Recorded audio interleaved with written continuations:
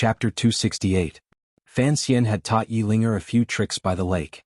In reality, he had secretly learned the Yi family's coffin breaker technique. Yet, she had called her master from last year to today. This fact made him feel both funny and happy. "Where are you going?"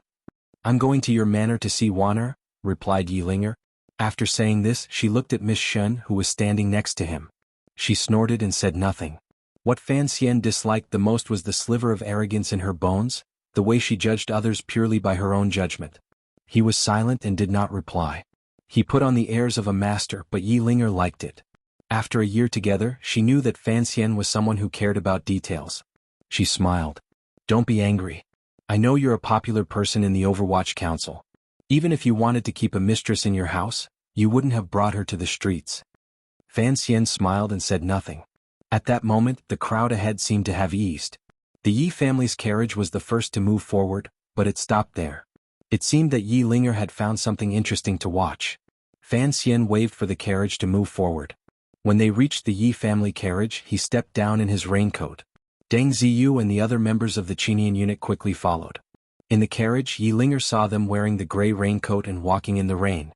Only then did she realize that Fan Xian was not passing through Dengshiku. He had come specifically to do something. Dai Zhen of the Vegetable Inspection Department at Dengshiku had to wait for his subordinates to bring in the vegetables and fruits from outside the city. He would then classify them and sell them in different markets. At the same time, he had to deal with the daily meals of the internal court and the manners of the nobles. To be more accurate, he was the chef of the Qin Kingdom's nobles. However, the scope of his chores was rather broad. A stalk of celery was not worth much, but 100 stalks of celery were worth some money. A chicken was not worth much, but 100 chickens were enough to exchange for a good banquet at Isher House. The Vegetable Inspection Department was not a yamen. It had no rank or rank. Because there were too many places to serve, there was not even a direct yamen. Perhaps it was because the officials felt that there was nothing to be gained from sending vegetables to the capital, so they did not pay much attention to it. In reality, Fan Xian knew that the appearance of this phenomenon had something to do with the new policies that were sometimes implemented and sometimes abandoned halfway. The emperor was playing around blindly, so the organization below was also very chaotic and redundant. As the chief officer of the Produce Inspection Department, Dai Zhen had been steadily earning money from eggs and vegetables all these years. He thought that he was the only one who knew how many benefits were hidden in these unremarkable things. He often hid in his bed in the middle of the night and laughed secretly. Even when his most beloved concubine urged him to go to his uncle every day to ask for a proper official position, he refused. "Beautiful. I'm the first person in history to be able to sell vegetables to this extent." Dai Zhen couldn't help praising himself in his heart. But today he could not be beautiful, nor could he smile. In this autumn rain, the officials of the First Bureau of the Overwatch Council directly sealed his pitifully small yamen and blocked the accounts room of Datong Square. Datong Square was full of vegetable sellers, and a third of the capital's daily vegetables were supplied here. With an ashen face, he rushed to the accounts room and looked at the black-clothed ghosts inside. He patted his cheeks to make his smile seem gentler. "So it's the officials of the First Bureau. I was just thinking that since it's late in the autumn, there are some rare fruits in the square. One day I'll have to go show my filial piety." The leader of the First Bureau's investigation today was Mu Feng. He knew that today's operation was a demonstration that Commissioner Fan wanted to make in the capital, so he did not dare to be careless. He looked at Dai Zhen coldly and said, "Master Dai, come with us." The officials of the First Bureau had already sealed the account books with familiarity and began to use the names in the register to point out the people in the square and lock them into the carriages outside. The autumn rain was still falling and Dai Zhen's heart grew colder. He smiled apologetically and said, "I wouldn't dare to call myself master. Perhaps Master Mu has misunderstood something." He habitually stuffed a banknote into Mu Feng'er's sleeve. Mu Feng'er looked at him and felt pity for him. Had he not even heard of Commissioner Fan leading the First Bureau? Two indifferent Overwatch Council officials stepped forward and unceremoniously kicked Dai Zhen in the back of his knees, knocking him to the ground. They took out a secret rope from behind their waists and tied a difficult-to-untie knot around Dai Zhen's hands. Their movements were unusually clean and efficient. Presumably, the First Bureau had done this many times in the past. Dai Zhen fell to the ground. His mind was in chaos. His wrists were in pain and he was both embarrassed and angry. Finally, he couldn't help but curse. "What are you doing?" Mu Feng'er touched the instrument in his clothes and thought for a moment. He still did not take it out. We are here to investigate a case. Master Dai, please cooperate. Daijin panicked. He rolled his eyes and yelled, "Help! The Overwatch Council is murdering for money." When the first bureau of the Overwatch Council charged into the produce inspection department, the people of Qing who loved to watch a good show had already surrounded them.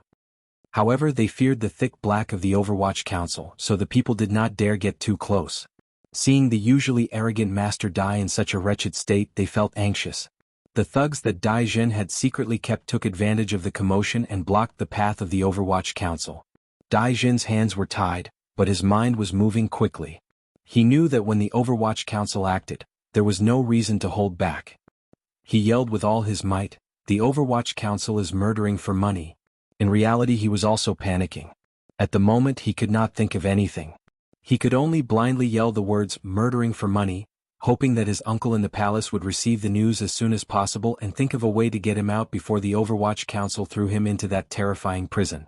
Seeing the excited crowd surround them, Mu Feng furrowed his brows. He took out a document from his clothes and read Dai Jin's crimes to the crowd. Most of the hard laborers and commoners in the capital deeply trusted the officials. After all, everyone knew that Dai Jin's hands and feet were not clean. But the crowd had surrounded them and it was not easy to retreat. The first bureau had very few people today and they had to bring account books and related witnesses. It was inevitable that they would be in a difficult position. Seeing this, Mu Feng's heart was filled with anger. From a distance, he glanced outside the crowd of onlookers. Next to two carriages, there were a few unfamiliar colleagues of the Overwatch Council in raincoats surrounding Commissioner Fan. They were coldly watching through the rain. Mu Feng panicked and yelled, "Let's go!"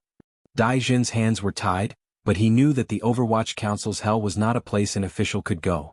His face was red and his voice was hoarse from crying. Like a child, he desperately sat on the ground and refused to go down. His confidants also surrounded them. Although they did not dare to make a move against the Overwatch Council, they forcefully prevented Mu Feng from capturing Fan Xian. In the rain, Fan Xian looked coldly at the scene up and down the stone steps not far away. In his heart, he thought that Mu Feng could not be put in an important position. Then he heard Yi Ling curious voice from the carriage behind him. "Teacher, the way the Overwatch Council is doing things is a bit absurd. In broad daylight, you're pulling and pulling with a minor official. What a scandal. If the commoners see this, where will the court put its face?" Raindrops hit the brim of Fan Xian's hat, making it lower and covering half of his face. "Officials don't want face, so the court doesn't have to give them face." He calmly said, "Ling don't look at this minor official. In a year he can take more than 5,000 liang of silver from the palace.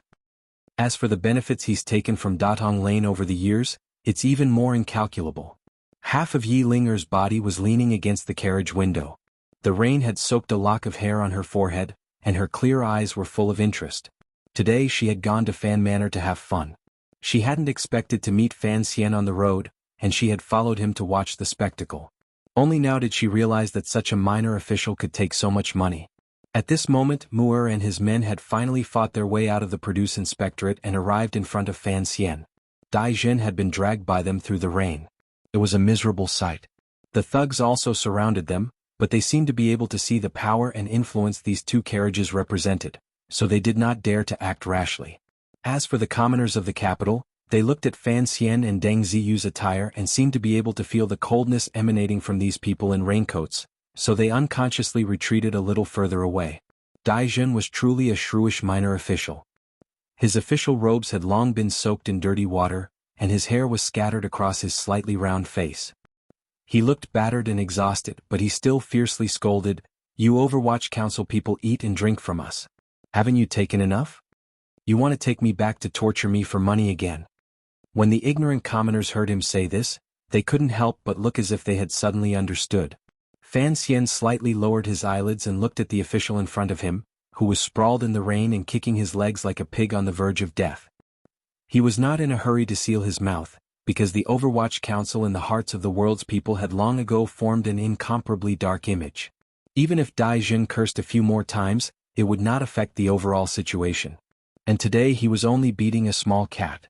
The key was that he wanted to see how capable his subordinates were. Looking at Mu Fenger, who was in front of him with a face full of guilt and a trace of anger, Fan Xian shook his head and asked, "Why didn't you choose to go to his house in the middle of the night and take him?" Although it's raining today, you know that there are many people in Dadong Square. It's easy for trouble to happen. Mu Feng was startled. In the new regulations, it was written very clearly that in the future, cases should be handled in the open as much as possible. That's why he had chosen to go to the Yamen to arrest people. He wanted to do it beautifully and make a name for himself. If it had been before, if the Overwatch Council really wanted to arrest an official, of course, it would have been in the middle of the night. They would have gone to his house and taken him away. How did this become his fault again? Fan Xian didn't wait for him to explain. Even if you wanted to come during the day, you could have sealed the accounts room and left immediately. Given your methods, could you not have allowed Dai Zhen to return to the council quietly? What use are you keeping those methods? What crimes do you still have to recite? Do you think you're an official of the Supreme Court? Do I have to specially hire a scholar to follow you and proclaim the sacred religion? Hearing these sharp and piercing words, Mu Feng repeatedly complained. On one hand, Dai Zhen's backing was indeed strong enough. If he used his methods recklessly, he was afraid there would be trouble in the future. On the other hand, he was also worried that the commissioner was a great scholar and might not be able to see them do such shady work. Hearing Fan Xian's sarcasm, he realized that although the commissioner had the reputation of being an immortal poet, it seemed that he was not opposed to the Overwatch Council's shady methods. In fact, he seemed to be even more passionate about them than Mu Feng was. At this time, Dai Zhen was still lying in the rain and crying.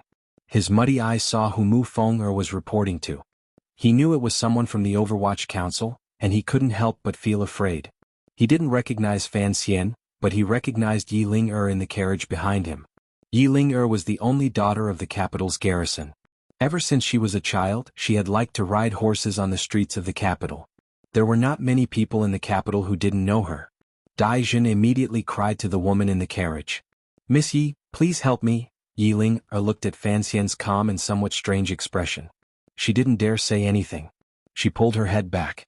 Dai Zhen knew that day was over. He finally used his trump card. In a loud voice he shouted, "Do you know who my uncle is? How dare you arrest me? My uncle is, oh." Seeing Fan Xian's look, Deng Ziyu knew that he didn't want to hear eunuch Dai's name. He raised his knife and slapped it across Dai Zhen's mouth. Only now did Mu Feng understand. With some shame, he took out a small wooden stick with two ends attached to a rope and roughly shoved it into Dai Zhen's mouth. The wooden stick was very hard and it broke the corners of Dai Zhen's mouth. 2 streaks of blood flowed down. Naturally he couldn't speak. The crowd around them cried out in alarm. Fan Xian turned a deaf ear to them. He only said to Mu Feng, "I don't care who his uncle is. I only care who your uncle is. Do your job well and don't embarrass Mu Tai." Mu Feng made a sound of shameful acknowledgement. He threw Dai Zhen, whose face was covered in blood, back into the carriage. He turned around and led his subordinates to capture a few thugs hidden among the crowd. They didn't give them any chance to resist. They used the iron rods that were commonly used in the council and viciously smashed them to the ground. Seeing this, the crowd was fearful. They scattered in all directions, but they stopped at the corner of the street and looked back curiously. In the midst of the torrential rain, a few Overwatch Council spies in raincoats were waving sticks and beating the thugs on the ground with dark expressions. Perhaps it was because of the power of the Overwatch Council over the years, but the thugs didn't dare to fight back. The scene was bloody. Fan Xian looked at the crowd in the distance and shook his head imperceptibly. Surprisingly, he didn't return to his carriage. Instead, he lifted his hat and went straight into Yi Ling's carriage. Yi Ling was startled. How could a man like him get into her carriage? Fan Xian pretended not to realize this. He looked at Yi Ling's slightly wet hair and paused. He took out a handkerchief and handed it to her. Yi Ling took it and wiped her wet hair. Smelling the faint fragrance on the handkerchief, she thought it was Wan'er's. She smiled and began to ask what had happened earlier. Fan Xian laughed bitterly and told her what Dai Zhen had done. Yi Ling asked curiously, "How could such a small matter be worthy of your personal attention?" Fan Xian laughed coldly. "The waters of the capital are deep. Don't think that Dai Zhen is just an official in charge of selling vegetables. He's quite greedy. The reason he's so daring is because he has a good backer. His uncle is eunuch Dai of the palace. I'm here today to keep watch. I'm afraid my subordinates will act too slowly and alarm eunuch Dai. If I don't act, the first bureau won't be able to do anything to the people in the palace." Yi Ling opened her bright eyes wide. "Father once said that matters in the palace are the most complicated. He told me and my brother to stay out of it. Master, you're quite daring." "He's just a eunuch." Fan Xian laughed. Eunuchs have no human rights, he thought. Yiling shook her head disapprovingly. Don't underestimate the eunuchs in the palace.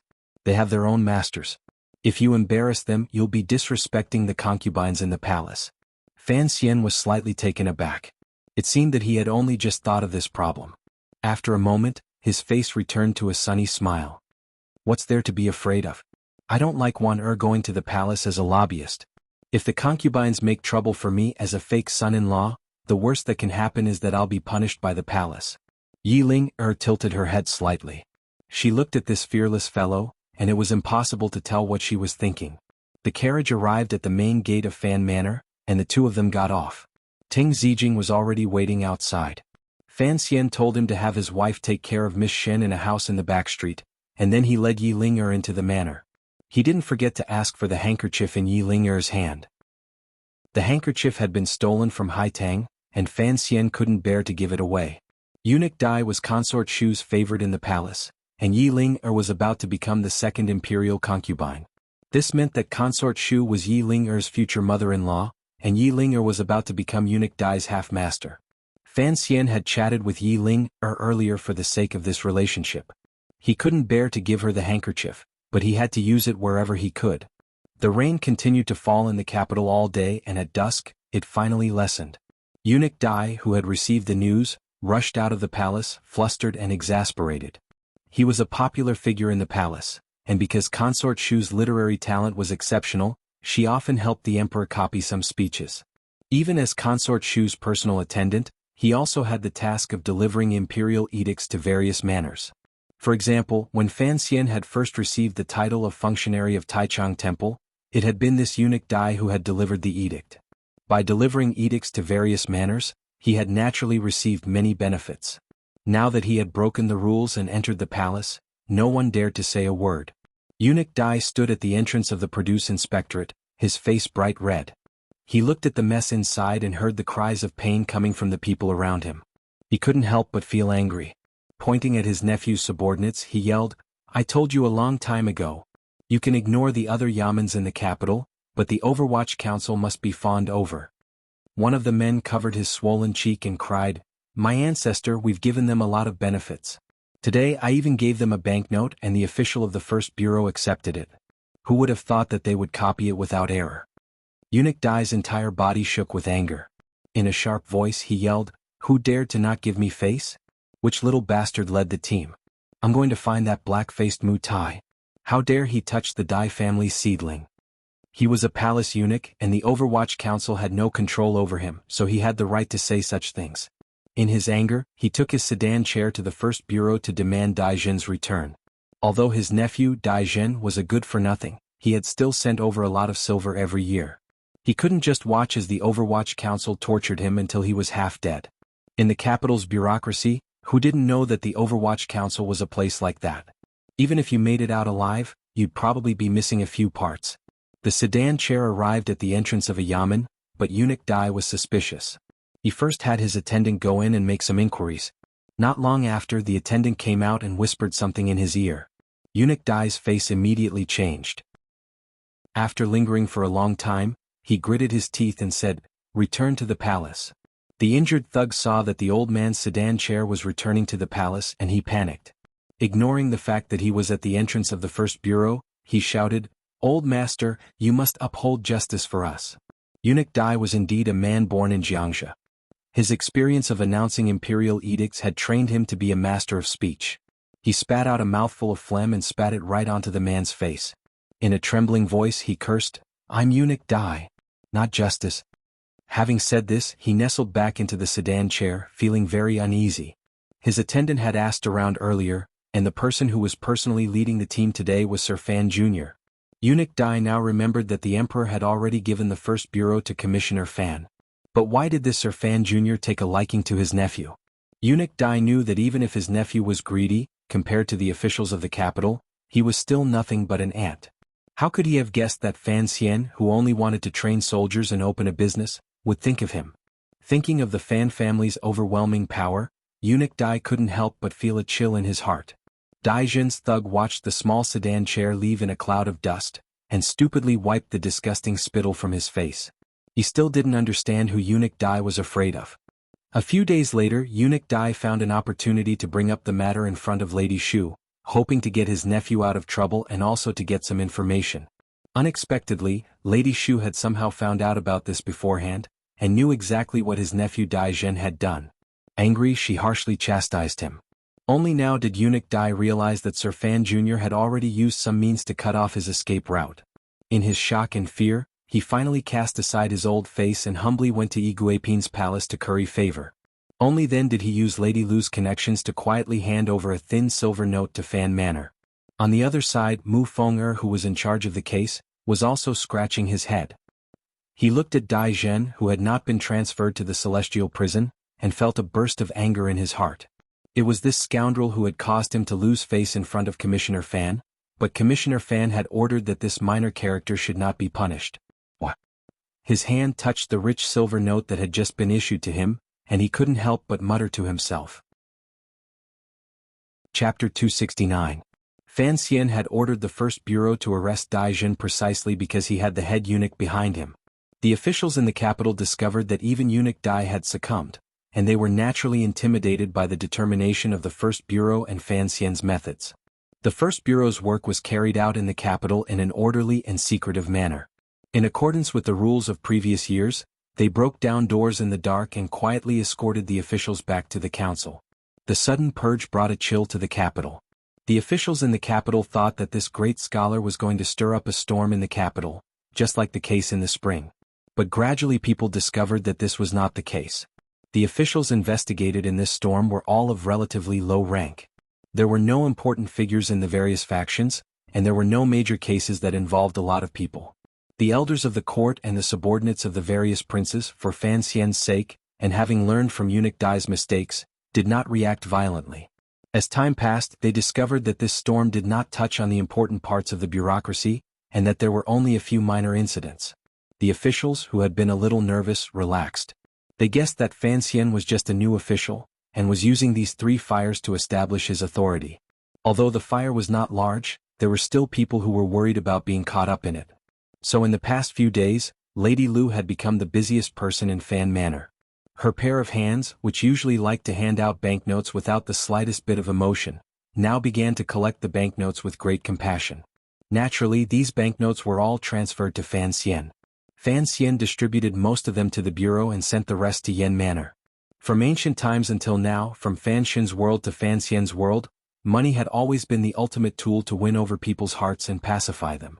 So the employees of the first bureau of the Overwatch Council were much more motivated, and the officials who had succeeded in intimate contact with the wife of the minister also felt a lot more at ease. Those who gave money, those who received it, they all comforted themselves. The affairs were already on the right track, so Fan Xian did not go to Xingfeng restaurant today. Instead, he sat in his study and flipped through the files in his hands. The files had been compiled by Mu Tai. Although the writing was not exquisite, it was clear. After paying a large fine, Eunuch Dai's nephew was lucky enough to return unscathed from the Overwatch Council. Taking advantage of a loophole in Qing law, he was not moved to the Ministry of Justice or the Supreme Court. However, he could no longer be a minor official in the Produce Inspection Bureau. The other small cases were handled more gently. Logically speaking, since the Overwatch Council was investigating the Produce Inspection Bureau case, Dai Zhen would not only lose his official position, but he would also lose his head. But Fan Xian somewhat appreciated Eunuch Dai's knowledge and tactfulness. He had saved him some trouble in the future, and Yi Ling-er had silently entered the palace to speak up for him. She had also passed on concubine Shu's plea for leniency. This was a favor he had to sell. Shi Chanli looked at his young teacher across the desk, and felt a little uneasy. After the spring examinations, his 3 good friends Ho Jichang, Yang Wanli, and Qing Shilin had been sent out to become officials. According to the letters, they were doing well in various counties and provinces. Prime Minister Lin had been in the court for many years, so naturally he had connections all over the counties and provinces. These people all had their eyes on Fan Xian, and as for Fan Xian's 3 prize students, they naturally had to be taken care of. Of the 4, only Shi Chanli did not have a name on the list, so he could not immediately embark on an official career. Before Fan Xian left for Northern Qi, he left a letter for Shi Chanli to wait for his return. Unexpectedly, after Fan Xian returned, he immediately took over the affairs of the first bureau of the Overwatch Council. Sher Chanli was not sure what he could do to help his teacher. His friend had already become a ruler of a region, while he himself could only sit in his study and transcribe files. Even though he was an easygoing person, he could not help but feel sad. Fan Xian raised his head and glanced at him. With a smile he said, "Do you think it's too stuffy?" Sher Chanli smiled bitterly. "Teacher, you are a few years younger than me, and yet you can be so calm in the midst of complicated documents. It seems that I also need to sharpen my temperament."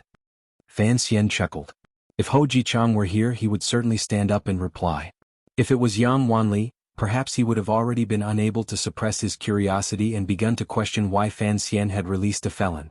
Only Sher Chanli was not impatient, nor did he have a dull tongue. It seemed that Fan Xian's decision to keep him by his side had not been a mistake. "Don't call me teacher," he said. "I'd rather you call me sir. It's not that it's too official, but it feels a little absurd." Sher Chanli was stunned. In fact, it was very common for examinees to be younger than the examiners. He did not feel that there was anything wrong with it. Fan Xian handed over the files on the table. "What do you think?" he asked. Sher Chanli did not know whether or not Fan Xian was testing him, but he had memorized these documents in the past 2 days. He shook his head and said sincerely, "I really do not understand, teacher, what you mean by this. If you really wanted to fight a tiger, you wouldn't have to keep an eye on these mice." Fan Xian smiled. "I just wanted to find something for the cats of the first bureau to do. Familiarize themselves with it so that when we do something big in the future they won't be so flustered." Sher Chanli pretended not to hear the word big, and sincerely asked for guidance. "Sir, as an official in the court, I naturally have to share His Majesty's worries and work for the court. But looking at your actions these past few days, although you have caught the small and the big, you have still offended some people." "Offending people is a characteristic of the Overwatch Council," Fan Xian explained. "You also know that the Overwatch Council is His Majesty's private organization. It is not a true public tool but His Majesty's private tool. We only have one person we are loyal to, so whether it is from the perspective of the palace or the Overwatch Council, we must play the role of offending people. And the First Bureau is deep in the capital. Being hindered by the prosperity of the capital, it has completely lost His Majesty's original intention. It is not valiant enough, not sinister enough. His Majesty put me in charge of the First Bureau because he wants the First Bureau to return to its original role of offending people." Sher Chanli could no longer pretend. His teacher had already explained everything to him. He could only answer honestly. "His Majesty wants you to be a lonely official." Fan Xian nodded. "I'm not biased. His Majesty wants me to be a second Chen Pingping, but—" His tone changed and he said with a hint of mockery, "I went to visit the director's manor. The manor is extravagant and luxurious, but that loneliness is carved into the bones. I do not like it." Sher Chanli immediately understood what he meant. He said worriedly, "But if you feign civility, His Majesty's eyes are like torches. He can see clearly. I am afraid it will not be good for your future." Fan Xian smiled and did not say anything. He thought that under normal circumstances, the emperor would not have thoughts more poisonous than a tiger's. Sher Chanli understood that he had said too much, so he changed the subject. "The First Bureau is investigating now. Although they have reverted to their tradition of arresting people at night, the First Bureau has refused to cover up the news. If anyone asks, they will tell them the truth." "I do not agree." Fan Xian asked with interest, "Why?" Sher Chanli thought for a moment and said, "The Overwatch Council is His Majesty's secret organization. The reason it can intimidate the officials, other than the special privileges established by Qing law, is because of its sense of mystery and darkness. People are ignorant. The more they don't understand something, the more afraid they are. Now that you have purposely put the First Bureau's actions on the table, I am afraid it will weaken this feeling and cause the people of the court to look down on the Overwatch Council." Fan Xian admitted that what Sher Chanli said made sense, but he still said, "I know you do not agree with some of the clauses in the new regulations of the First Bureau, such as releasing information. I also admit that if the Overwatch Council continues to maintain the image of a man-eating demon in the dark, it will be very convenient for us to do things." Sher Chanli was surprised that his teacher would agree with him. He wondered if Fan Xian did not want the people of the world to see him as a monster? Did he want to change their image? What Fan Xian said next immediately overthrew his imagination. "I do not care what the people of the world think of the Overwatch Council. But you must understand that I am only in charge of the First Bureau, not the entire council. The First Bureau is located in the capital. Other than the secret agents and the manners of the nobles, there is no way to hide anything. The officials of the capital are as numerous as the swimming carp, and there are countless connections between them. Since there is no way to maintain the mystery of the First Bureau, then I might as well do it openly. Perhaps it will be more of a deterrent. He then said seriously, however, I only want the results of the investigation to be presented in the light. I don't expect the process to be the same. I can accept any dark means used in the middle. You should know that I don't want to be a saint. Sir Chanli nodded, feeling very comforted. It seemed that his teacher was indeed someone who dared to expose the corruption of the bureaucracy, but was temporarily holding back. Fan Xian looked at him, not knowing what Sir Chanli thought of him. He said, from today onwards, for every case investigated by the First Bureau, after the case has been closed and sent to the Supreme Court or the Ministry of Justice, you must write a report detailing the cause of the case and so on. Then you must make an announcement. I have already chosen a place to put up the announcement. It will be on the wall between the First Bureau and the Supreme Court. Sir Chanli was dumbfounded. This is against the rules. It is not the Ministry of Justice that issues the wanted posters, nor is it the court that issues the list. The Overwatch Council also has to make an announcement? Fan Xian said unhappily, not the Overwatch Council but the First Bureau. Didn't I say earlier that it had to be more open? Are you going to make me write a novel and sell it everywhere? Sir Chanli immediately replied with joy, that would be best. It can solve the confusion of the people, and it can also slightly maintain the feeling that the First Bureau is not close to strangers, and you have opened a bookstore so it is most convenient. Fan Xian exhaled in anger and stood up to leave. Sir Chanli carefully followed behind him. Finally, he couldn't help but ask, Teacher, does this mean that I will start working in the Overwatch Council? Fan Xian sighed. He knew that the scholars of the world did not want to enter the sinister and shameless secret service. He patted Sir Chanli on the shoulder and said, You are my private secretary. I will speak to my father and temporarily hang you in the Ministry of Revenue. We will discuss this another day. Don't worry, no one will point at your back and call you a dog of the Overwatch Council. Walking through the astonishingly large garden in the back of Fan Manor, Fan Xian frowned. Using dark methods to achieve a bright result? He didn't think of himself as a saint who would let himself be wronged. Although he was very willing to do things for the people of the Kingdom of Qin, such as slightly curbing the corrupt atmosphere in the officialdom, and at least ensuring that the dam in the south would not collapse so quickly, the rectification of the First Bureau was more out of his own selfishness. Although he had the title of immortal poet, and now he had the secret praise of a new generation of literary leaders, when he clashed with the dark filth that had accumulated in the Overwatch Council for 20 years, his reputation would always be somewhat damaged. So he wanted to make the First Bureau brighter, because a good reputation would help him greatly in the future. Thinking of the words about darkness and light, he couldn't help but think of when he was chatting with Haitang in northern Qi.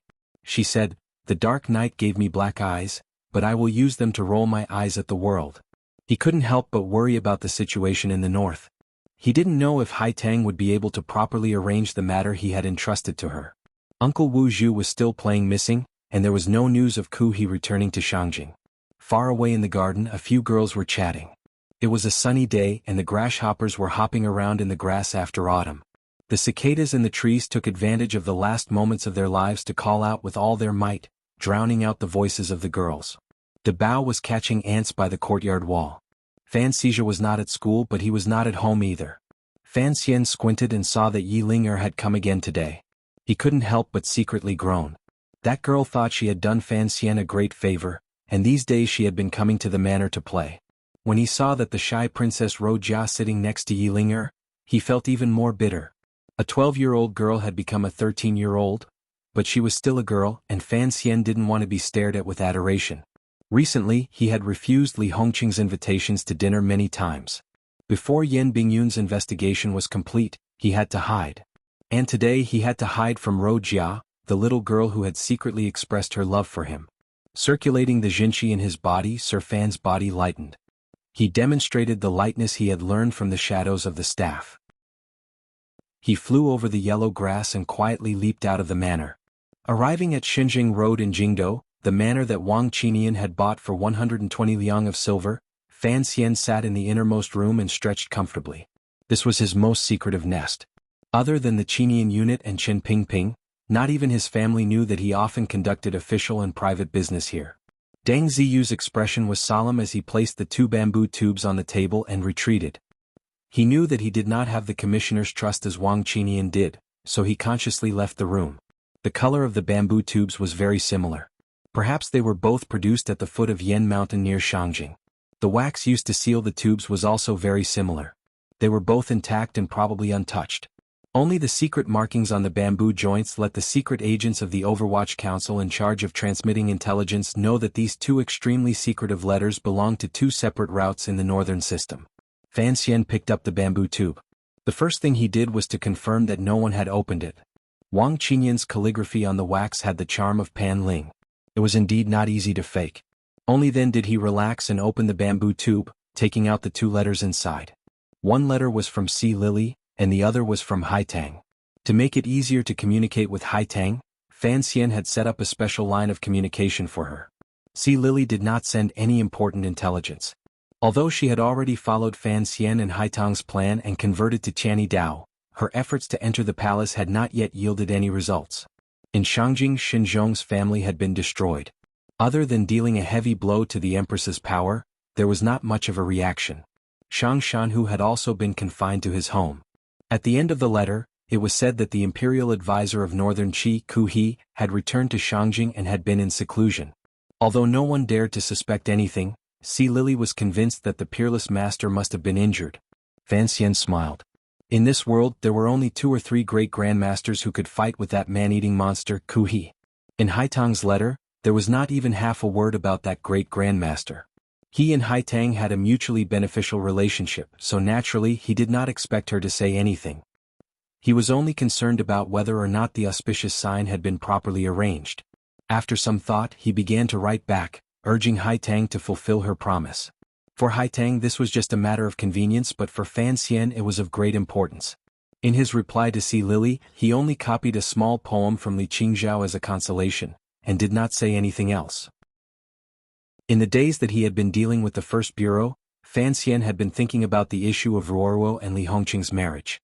This matter had nothing to do with the crown prince's character or whether or not there was a conflict of political standpoints between the 2.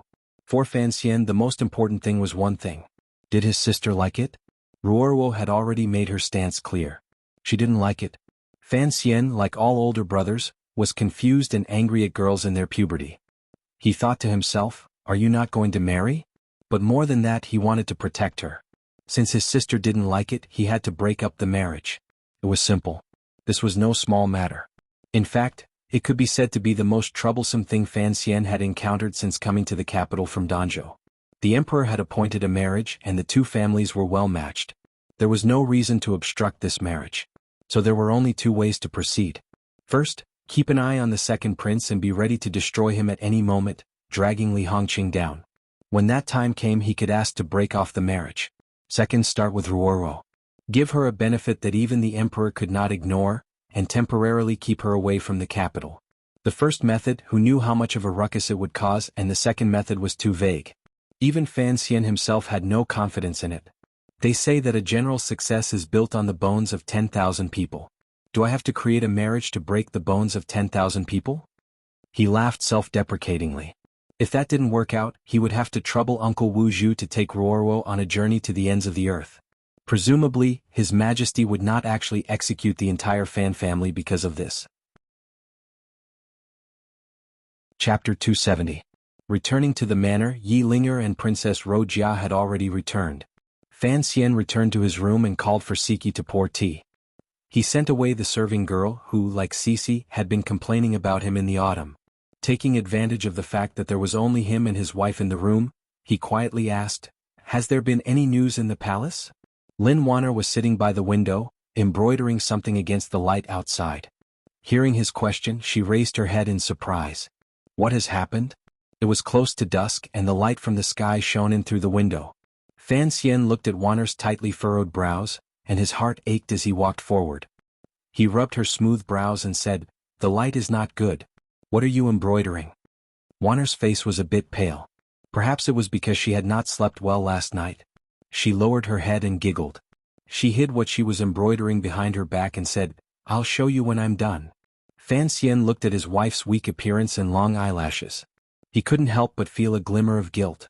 Ever since he had left Jingdo at the beginning of spring, his care for his wife had been weaker than it had been last year. This was not to say that he was someone who liked the new and hated the old. After all, the great Sir Fan Jr. did not even have a concubine. It was just that there were too many things holding him back and he rarely paid attention to family matters. Lin Wanner thought of what he had asked earlier. She thought for a moment and then said, "The palace has been quiet recently. There is nothing special. Why would you ask this?" Fan Xian smiled bitterly. "Your heartless uncle sent me to manage the first bureau. I don't know how many officials I will offend. The true masters of those officials all live in the palace. Naturally, I have to pay more attention." Lin Wanner's identity was special. She had the royal grandmother's favor and the emperor's favor. Her position in the palace was even higher than Fan Xian had imagined. The emperor did not have a daughter. Presently, Qing Kingdom did not have a proper princess. One was not much different from a princess.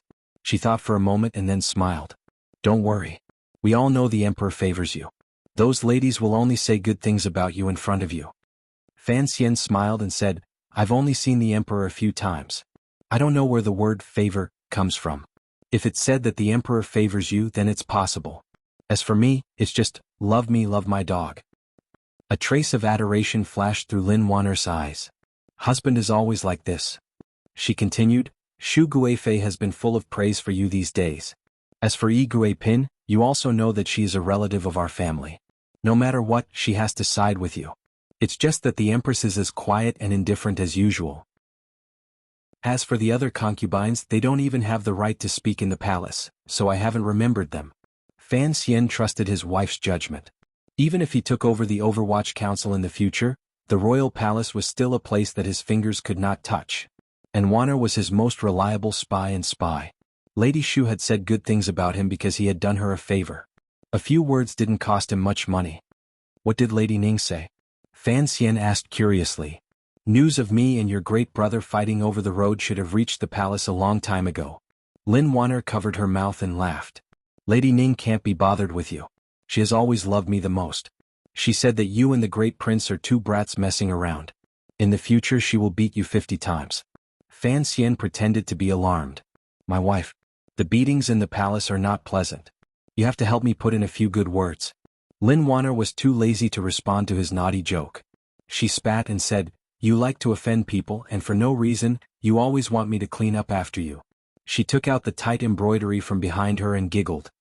"You have nothing to ask, Commissioner? Then please leave. Don't disturb me." Fan Xian pulled back his hand that was about to grab her hand. "I don't know what it is," he said gloomily. Just as he was about to leave, he remembered the important person he had forgotten. With a trace of hesitation he asked, "Did you see the Empress Dowager?" Lin Wanner's hand paused. A moment later she raised her head. There was confusion and sadness in her eyes. She nodded. "I saw her." Grandmother didn't say anything. The Empress Dowager, who had always lived deep in the palace, was in reality the true ruler of the entire palace. Strangely, Fan Xian had entered the palace a few times, but had never had the chance to see her. Even the last 2 times the couple had entered the palace, the Empress Dowager had said she was ill and refused to see her. And when Wanner entered the palace herself, the Empress Dowager loved her dearly. She held her in her arms and called her darling. The Empress Dowager was clearly distancing herself from Fan Xian. This made Wanner feel vaguely uneasy and confused. Fan Xian laughed coldly in his heart. He knew that the Empress Dowager had guessed something, but he was not afraid. Lin Wanner looked into his eyes and sighed. "Today she told me about Linger entering the palace last time. Husband, I know your official duties are a bit difficult, but you still don't know what kind of person you are. It looks like you are using her, but I'm afraid you are giving yourself an excuse to remember her favor. The things you told me last night are very scary. Second brother, although the second prince looks soft and easygoing right now, his personality is actually very twisted. Since you have no choice but to investigate him if you still have so many misgivings like you do now, I'm afraid it is not appropriate." Fan Xian looked at his wife's worried face and smiled slightly. He nodded. "I also didn't expect that when you were little, you would give the second prince the name Pebble. He looks easygoing, but once he sets his mind on something he will not change," Lin Wanner said worriedly. Fan Xian had always believed that the way of a husband and wife was based on sincerity. If he was reborn he would have to be more cautious of the person who slept next to him. That kind of life would be a bit miserable, so he did not hide the fact that he was investigating the second prince from his wife. Hearing Wanner's worry, he comforted her. In reality, it is for the good of the second prince. Looking at the current situation, the court officials seem to be blinded by the emperor's determination to protect the crown prince. If no one pulls the second prince up now, when he truly climbs to the top, it will not be easy for him to come down again. Lin Wanner smiled sweetly and did not continue this topic. She changed the subject. I don't know how your heart was born, but it has a few more openings than other people. Your brain is full of twists and turns. A few more openings than a person? Fan Xian almost blurted it out, but he knew that he was just an actor. When it came to politics, he was very naive. The only thing he could rely on was his own cold-bloodedness and the gentleness on the surface. He bowed deeply to his wife and smiled. How could I be compared to the great strategist Lin? You are a fairy who escaped from the most scheming palace in the world. Lin Wanner spat at him and laughed. Do you really think the palace is so embarrassing? Fan Xian smiled. A wise man once said that in this world, there are only brothels in the palace. It is a world of darkness. It is not a place for people to stay. Hearing this, Lin Wanner was startled. She felt a bit displeased and lowered her head. Only now did Fan Xian remember that his wife also came from the palace. What he said really did not take her feelings into consideration. He smiled and apologized, and the two of them returned to normal. After a moment of silence, Lin Wanner thought about it carefully. Her heart was moved. Although her birth mother was the eldest princess, how many women in this world could receive such respectful treatment from their husbands after marriage? She had never heard of a husband apologizing to his wife. Lin Wanner said warmly, the palace is indeed not what you think it is. Uncle the Emperor is a wise ruler who does not lust after women. The masters in the palace are all decent on the surface. No one dares to use the methods you talked about in the novels in the past. The Empress Dowager's eyes are watching. If anyone dares to spoil the blood of the Emperor, that ancestor will not tolerate it. Hearing this, Fan Xian's heart jumped. He felt even more at ease. Lin Wanner smiled. The Emperor is very strict within the palace. Fighting for favor? There is no favor to begin with, so how can they fight? The Empress does not care much, so those concubines can only put all their thoughts on the mahjong table. Fighting for favor is good. In reality, it is no different from the houses of other princes. Fan Xian was surprised. He had not thought that the palace would be so harmonious. Didn't that mean that the pile of palace grievances he had read in his previous life were useless? He scratched his head in self-mockery and laughed. No wonder you are so good at mahjong, Wanner. Even that little monster Fan Xia can only tie with you. As soon as she heard about mahjong, Lin Wanner's face shone with a strange light, which scared Fan Xian. He walked up to take a closer look, only to find that the light was hidden like flowing light, but it was contained within. It was like a piece of jade. It was called the light of a master who returned to simplicity. Lin Wanner's eyes wandered, and she glared at her indecent husband. My hands are itching to marry you, but you are so busy every day that I can't see you. But my luck is good. I managed to catch a genius at the mahjong table like my brother-in-law. She gritted her teeth, rolled her sleeves, and rubbed her fists. I don't know where Fan Xia has gone these days. Every day he can't catch anyone at the mahjong table. Playing mahjong with his mother is torturous. Look at how courteous she is, it's like I am her mother-in-law. Fan Xian scratched the bridge of her sharp little nose and jokingly scolded, Who talks like that? He paused and then said, Lady Lu is not your mother-in-law. Don't be too unreasonable in the manner. Lin Wanner was full of hidden bitterness. Am I that kind of person? Her tone changed. In a few days it will be time to admire the chrysanthemums. According to the rules of the past, the nobles in the palace will all go to Shi Mountain. I don't know how they will arrange for us this year. We must go, but we have to see how we go. I reckon that in a few days, there will be eunuchs from the palace coming to deliver an edict. Don't forget about this. Admire the chrysanthemums? Fan Xian's brows twitched. He knew that in the crisp autumn air, the people of Jingdo all liked to go to the gardens to admire the chrysanthemums. He had not thought that the royal family would also have this hobby. Naturally, he had to go to the Li family's large gathering.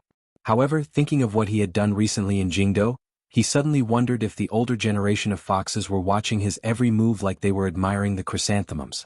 Not noticing her husband's sudden silence, Lin Wanner said seriously, I haven't been able to play mahjong lately, and the chrysanthemums haven't bloomed yet. I'm always bored. The book you promised me before marriage, when will you write it for me to read? Fan Xian's head was full of questions. How could he still have the energy to copy Dream of the Red Chamber? He forced a smile and begged for mercy. I say, grandmother, please spare me. Seeing Lin Wanner's stubborn expression of urging him to write, he didn't dare to stay in the room and dawdle. Smoke rose from his but as he pushed open the door to hide. Fan Xian fled as if he had seen a ghost. He made his way through the wide courtyard until he ran into a few servant girls who were covering their faces and laughing. Only then did he feel that something was wrong. He coughed twice, trying to show the demeanor of a famous person and a famous official. But his body had not even straightened for a moment before he immediately slowed down. He gritted his teeth. Since he was young, he had decided that he wanted to live a beautiful life. Why should he care about how others looked at him? He grunted, hummed a little tune and hopped into his study. Although his conversation with his wife was casual, he had obtained some useful information. However, Fan Xi's movements these days were indeed a little strange. Fan Xian frowned, faintly worried. Then he thought of the problem with Story of the Stone. Only then did he remember that the Emperor of Northern Qi had sealed off the news. He owed him a favor, and it seemed that he would have to copy a chapter and send it over. However, the fact that he was the author of Story of the Stone could not be hidden for long. He decided not to use the Overwatch Council's secret mail route. After sitting for a short while before the light outside the room had completely dimmed, Yan Bingyun had arrived as promised. Fan Xian looked at the file he handed over and could not help but rub his temples. Today he had first gone through the file Mu Tai had handed over and set the tone with Shi Chanli. Next he had gone to the old manor to do some work. After returning to comfort his wife, he now had to talk to Sir Yan. In a short day he had done so many things. It seemed that the so-called cultivation of a powerful official was indeed a very tiring path. I've already arrested the people you wanted me to arrest. I don't know if this will be of any help to your work. Fan Xian did not look at the file. He only asked calmly. A while ago the whack-a-mole seemed to have not touched upon the bureaucracy of the capital, but in reality, under the cover of a large number of redundant cases, he had carefully approached the secret power of the second prince. He had also tentatively arrested 2 officials, because Yan Bingyun believed that although the 2 officials were of low rank, they were important figures in investigating whether or not there was a relationship between the second prince and the eldest princess. Yan Bingyun sat in a chair, his expression calm. He pointed at the file in front of him. They have been arrested. Fan Xian was shocked. That fast? He was too lazy to look at the file again. The conclusion? He asked directly. Yan Bingyun said coldly, every year Xinjiang smuggles a large amount of goods to northern Qi and Dongyi. On the surface, the deficit is caused by the crown prince of the Eastern Palace, but in reality the largest amount is given to the second prince through the Ming family. It is used to bribe the officials in the court and befriend the feudal officials of various places. So your judgment is correct. The second prince is backed by the eldest princess. Fan Xian frowned. The Ming family? The in-laws of the Cui family? Exactly. Such a large amount. How did they get it from the palace treasury to the second prince? Fan Xian asked. Of course they couldn't go through the capital. They went around Jiangnan. In the middle, a few royal merchants split it up. From bottom to top, they were all controlled by the second prince. Yan Bingyun glanced at him. The process is complicated. It is written in the file. If there is anything you do not understand, you can just read it. It is more complicated to say it. Fan Xian did not pay attention to the doubt in his voice about his ability. He only sank into deep thought. His judgment was correct. He took a deep breath and said, the man is very handsome. Fan Xian countered with a question. The eldest princess and the second prince did it so secretly, but we easily found out. Do you think the palace doesn't know? How could our director Qin not know? Even if the palace is vigilant, they certainly do not have concrete evidence. Yan Bingyun slowly lowered his eyes. Don't forget, the head of the first bureau, Zhu Gu, was always the eldest princess man. This case, if you were not in charge of the first bureau and the full cooperation of the other departments, it would have been impossible to find out. So, the situation now is that if you really open this case, Jingdo will be in chaos. He spoke calmly, but Fan Xian could hear a glimmer of coldness behind his words.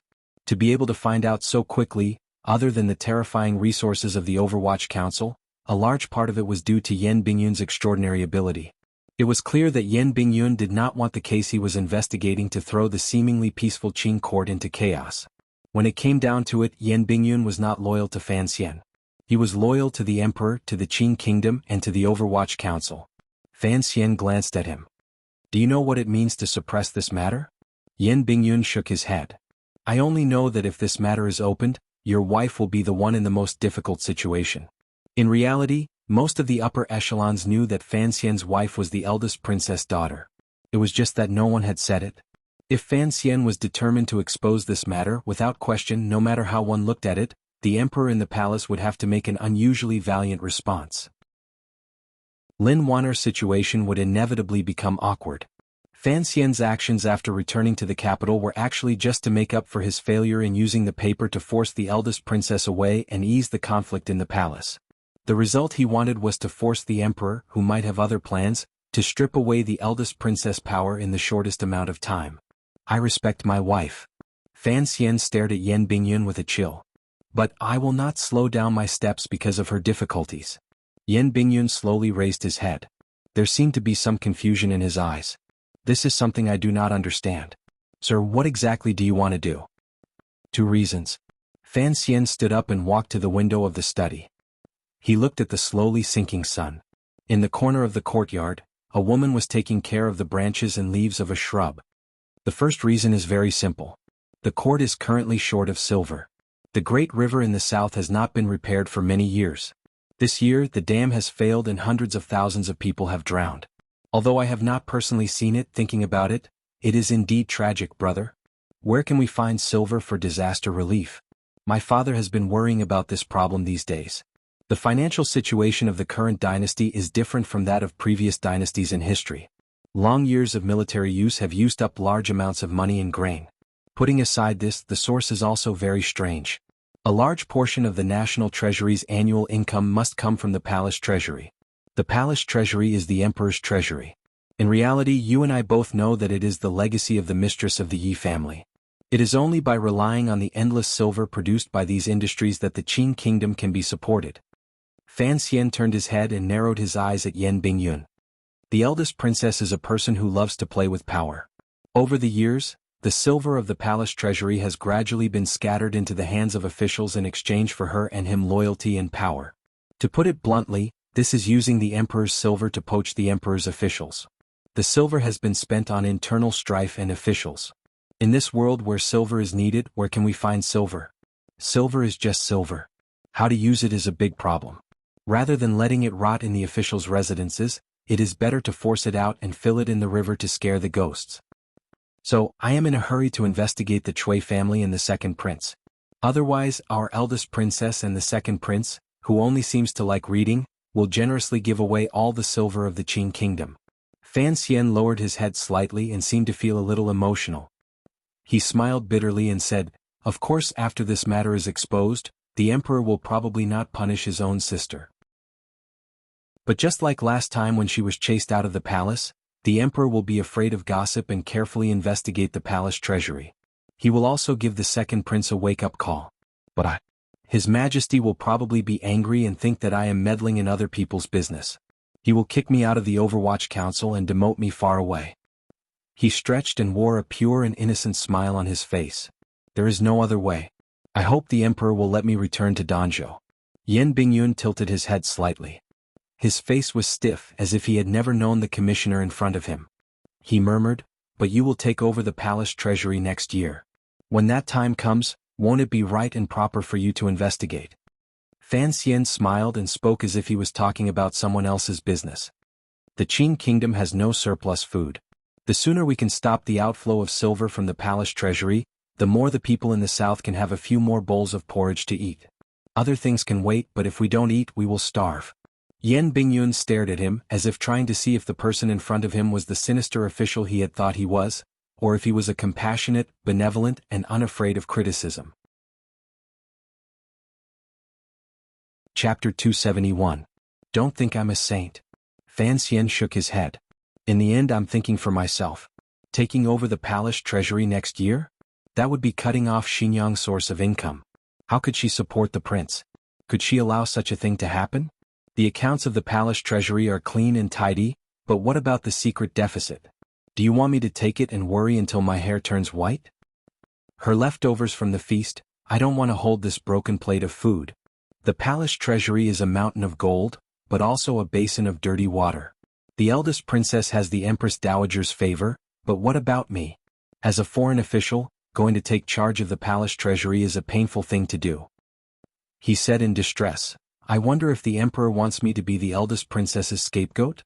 In the future, when the palace treasury's deficit is investigated, I won't be able to explain it even if I had 800 mouths. Yes, I'm not satisfied, so I'm going to take my mother-in-law's foot-washing water and pour it on herself. If Chen Pingping or Fan Jian heard what he said and saw his expression, they would certainly give him a thumbs up and praise him for being so young, but his acting skills were already at the point of perfection. Foreign official? Foreign my ass. But Yan Bingyun did not know the shocking secret behind the scenes. Hearing Fan Xian admit to his own selfishness, he felt even more admiration in the depths of his heart. He felt that this Sir Fan Jr., who he had always disliked, was actually an upright official. He furrowed his brows and suggested, why didn't you reject the palace's proposal in the beginning? The palace treasury is indeed a hot potato. Fan Xian laughed somewhat self-deprecatingly. Perhaps you won't believe me, but I really do want to do something for the people of the world. Yan Bingyun's appearance was still cold, but the warmth in his heart seemed to have warmed. He stood up and bowed to Fan Xian. He then began to use a steady voice and began to give advice from the perspective of a subordinate. At this time, it is not worth it to touch the palace treasury. Fan Xian looked at him quietly. Yan Bingyun did not seem to feel Fan Xian's aggressive gaze. Because even if this matter is revealed, looking at Sir's recent plans, perhaps he will have the guts to ask Sir Chanli to write an official document and post it on the Supreme Court's wall, letting everyone know how much the eldest princess and the officials in the capital have benefited from the palace treasury. Fan Xian laughed self-deprecatingly. He really did have this plan. In any case, he was bold and had a strong backer, and this backer was not the emperor but that uncle. It's useless. Yan Bingyun said seriously, at least for this year's victims it is useless. The silver that has flowed out of the palace treasury cannot be recovered in a short month. Let's not talk about whether the emperor can make up his mind and offend most of the officials. If there are too many officials to be demoted, the court will have problems operating. The disaster relief cannot be delayed. Fan Xian sank into deep thought and asked, then what do you think? Put this case on hold for the time being. The minister has been in charge of the national treasury for a long time. He must have his own ways. I don't think he will delay the disaster in the south. Yan Bingyun said quietly, the things that Sir has arranged in northern Qi also need some time to prepare. After the winter, the council will coordinate with Wang Qinian in the north and south. First, we will uproot the Cui family and cut off Xinjiang's path of distribution. Then, we will take advantage of the commissioner's new control of the palace treasury to investigate the accounts and cases. This is the way to be prudent. Fan Xian frowned. I am just worried that Wang Qinian's time in Shangjing is too short. He cannot completely control the power in the north and uproot the Cui family. Yan Bingyun paused for a moment, then simply replied, I can help. Fan Xian looked at him. His expression did not change, but he was secretly delighted. You are now a famous person in northern Qi, how can you go back north? Yan Bingyun replied, the men under me do not need me to watch over them. I will try to grasp more and more power, and then use this power to do things that I want to do. In this process I will need the help of many people. Fan Xian looked into his eyes and said in a low voice, I really want to be like when we were in Shangjing. You and I can work well together, of course not just this time but also next spring. Yan Bingyun understood what he meant. He did not stay silent for long. He lowered his head, saluted and left. The young and handsome men of the Overwatch Council were not sloppy people. However, after Sir Yan Jr. expressed sufficient trust in Sir Fan Jr., he still turned his head back and asked in confusion before he stepped out of the study, Commissioner, you have lived in luxury since you were a child. Why do you place so much importance on the common people who suffer in the world? Fan Xian scratched his head and replied, perhaps it is because I have long since gotten used to doing good deeds. Sir Yan Jr. is very patient. He still hasn't asked how Miss Shen is doing. He looked out the window at the half-cut shrubs under the setting sun. His face was expressionless, but he sighed to himself. The officialdom was indeed treacherous at every step. Even the Fan Manor he lived in had such a skilled spy. Although Fan Xian had officially revealed his identity as the commissioner of the Overwatch Council to the Ministry of Justice, and the First Bureau's secret agent had tactfully revealed his identity and left, the courtyard was still not quiet.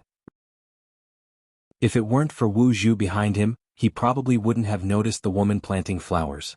Just as he had said, Fan Xian was not a saint, nor was he a good person in the purest sense of the word, and he was certainly not a traitor. The simplest reason for dealing with the eldest princess as well as the unknown second prince was because he and Xinjiang had long had enmity that could not be solved. And the root of this enmity, the palace treasury, was the thing that Fan Xian would not give up after his rebirth. The palace treasury was the Yi family, and the meaning it carried was something that Fan Xian had no choice but to protect. No matter who tried to stand in his way, Fan Xian would mercilessly kick them aside. But what he had said to Yan Bingyun was not all an act. It was just like what he had said to his sister a long time ago. How should a person live their life? How should Fan Xian live his life? Love himself, love his wife, love his family, love the world, love his own, and love for others. This was not the influence of the AI television station, but purely from his own heart. Muddle-headed, glory, wealth, bullying men and women, this was a life. Honest, wronged, precarious life, this was a life. Leading troops into battle, killing people like scything flax, and unifying the world was a life. Fan Xian was also an ordinary male animal who coveted wealth, enjoyed power, and loved beautiful women. But the experience of two lives had allowed him to accurately grasp what he wanted, so he believed that being free and easy, being cruel when it was time to be cruel, being gentle when it was time to be gentle, being close to more beautiful women, earning more money, and seeing more of the beautiful scenery of this world was the way to live a glorious life. On the premise that his life and material life were guaranteed, he did not mind enjoying his spiritual world. But for the world to be beautiful, it first had to make the people who lived in it smile. So Fan Xian, the poor official, inevitably felt a little tired at the beginning. If he had maintained the clear and murderous state of mind of the youth from Danzhou, perhaps he would have become a lot more free and happy. The palace treasury and the people of the world would not have made him think too much. But in the spring of the 4th year of the Qing calendar, that bit of unnecessary curiosity about his fiancée made him fall into the river of love, into family, and deeper. He could no longer live freely in this world. This fact tells us that as a man, getting married too early is always a very stupid thing to do. That afternoon, Fan Xian, the commissioner of the Overwatch Council, and Yan Bingyun, the alternate head of the 4th Bureau of the Overwatch Council, had a conversation in Fan Manor about the palace treasury, the second prince, and the people of the people. The contents of this conversation were quickly sent through the most secretive channel of the Qing kingdom to the royal study in the royal palace and to Qin Pingping's table. Qin Pingping's reaction was very simple. He immediately wrote an order, temporarily delegating his authority over the entire council to Fan Xian. In other words, before Qin Pingping retracted this order, Fan Xian could legitimately mobilize all the power of the enormous and terrifying Overwatch Council. And in the royal study, the Supreme Emperor of the Qing Kingdom looked at the report on the table and only nodded lightly. In His Majesty's heart, he was very pleased with Fan Xian's actions these past few days. Since the officials and the people of the world all believed the Overwatch Council to be his dog, then this dog must have the courage and ruthlessness to bite people, but it must not bite anyone it met. By making Fan Xian the dog's leash, the Emperor wanted to see just how capable he was. After the conversation with Qin Pingping 9 months ago, although the Emperor did not say anything, he had tacitly agreed to the fact that Fan Xian had taken over the Overwatch Council. In the future he would have to let the child know his true identity, as the son of the Emperor, but because of his birth he could never sit on the throne. Presumably the child would be very satisfied with this arrangement. Of course, His Majesty appreciated this afternoon's conversation between Fan Xian and Yan Bingyun even more. The emotions that naturally flowed through the conversation were very similar to that woman from back then. A trace of a gratified smile flashed across the Emperor's thin face. Although the child's words were somewhat disrespectful toward him, he could guess the loyalty beneath those words. He looked at the eunuch in front of him and smiled. "Hong Xiang, what do you think of this?" "Fan Xian?" Eunuch Hong bowed slightly. There was not a trace of emotion on his aged face. Too fake. The Emperor furrowed his brows and didn't say anything. He wondered if Fan Xian was putting on an act for him to see. However, he had heard that the 5th prince had always been in the south. No one in the capital should have been able to detect his arrangements. "Your Majesty, how should we handle this?" Eunuch Hong asked, naturally, about the matter between the second prince and the eldest princess. The Emperor coldly shook his head. "The play hasn't even begun. How can it be stopped so soon?" This Emperor of the Kingdom of Qing had always been troubled by the emptiness of the national treasury. Although he had always had his suspicions about Xinjiang, he had never found any concrete evidence. And because of the Empress Dowager's health, the Emperor, who had always been loyal and filial, could not ferociously tear open everything under the curtains. After all, Li Yunrui had done more for the kingdom of Qing than he had done wrong. After all, the second prince was his own son. It was only now that he truly believed Qin Pingping's words. In some matters, although young people could appear a little rash, they could also display sufficient ability and boldness. Not to mention Fan Xian, it seemed that the emperor had not paid enough attention to the young official named Yan Bingyun. The serving girls lit the candles and left. The royal study was silent. The emperor quietly waited for Fan Xian's memorial. If Fan Xian had truly guessed his intentions and was willing to follow his arrangements to be a lonely official, then by tonight at the latest, he should have found out and delivered the information to the emperor's desk. And if Fan Xian really did as Yan Bingyun wanted and suppressed this matter, the emperor frowned. Even if Fan Xian was considering things for the stability of the court as the emperor, he could not allow such deception. With a creak, the door to the royal study opened. A eunuch walked in carrying 2 boxes of memorials. The emperor had always been diligent. Reading memorials until late at night had already become a rule in the royal palace. The emperor's expression did not change, but he was waiting for something in his heart. When he saw the secret memorial box at the very bottom, a warm smile appeared on his lips. He opened the Overwatch Council's special secret memorial box and began to carefully read the first memorial Fan Xian had written since entering officialdom. The secret memorial. After a long time he put the memorial to the candle and burned it. He gently coughed, picked up the red brush and wrote 2 words on a piece of white paper. He then sealed it back into the secret memorial box. In his heart, this memorial, which could change the fate of many people, was not a big deal. On the road to the pinnacle of power, the emperor had already seen through many things. It was different from what many factions, including Fan Xian, secretly guessed. He did not care at all about how his son and sister would make a fuss, because no one could truly understand the emperor's ambition and confidence. But the emperor was very satisfied with Fan Xian's performance because he knew that Fan Xian was not standing on the Eastern Palace's side to attack the second prince. So when the emperor, who was comforted, began to read the memorial at the back, his thin face suddenly showed incomparable anger and disdain. The Imperial Censorate collectively accused Fan Xian, the commissioner of the Overwatch Council and head of the First Bureau, of corruption, taking bribes and arrogance. The memorials were like pairs of provocative eyes staring at the emperor's gloomy face. Chapter 272. In the entire capital, the first person to know that the Imperial Censorate had collectively impeached Fan Xian, a popular figure of the court, was none other than Fan Xian himself. When His Majesty had not seen those memorials, Fan Xian knew that he was already standing at the heart of the storm. Mu Tai sat in the chair opposite Fan Xian and said, "Last night the Imperial Censor of the left, Lai Mingqing, led the way. Because of the confirmation process, it was only sent here today." The First Bureau of the Overwatch Council was responsible for secretly monitoring the movements of the officials. If the officials of the First Bureau could not immediately find out about such a large movement, Fan Xian was afraid that he would be so angry that he would start a second rectification. He nodded and flicked the paper in his hand. "Are these the charges?" he asked curiously. Mu Tai realized that the commissioner did not seem to care. He could not help but frown. "Sir, you cannot underestimate them." After all, he stopped talking. Fan Xian raised his head and looked at him. There was a hint of mockery in his eyes. "Do you think that I am worthy of these charges?" The memorials of the Imperial Censor and the Imperial Censor clearly stated that in the short month that Fan Xian had been in charge of the First Bureau, he had accepted a large amount of silver from many people. At the same time, he had released a large number of suspects. He had also allowed his subordinates to commit violent acts on the streets. The last matter was related to the reputation of the court, while the first 2 were actual charges.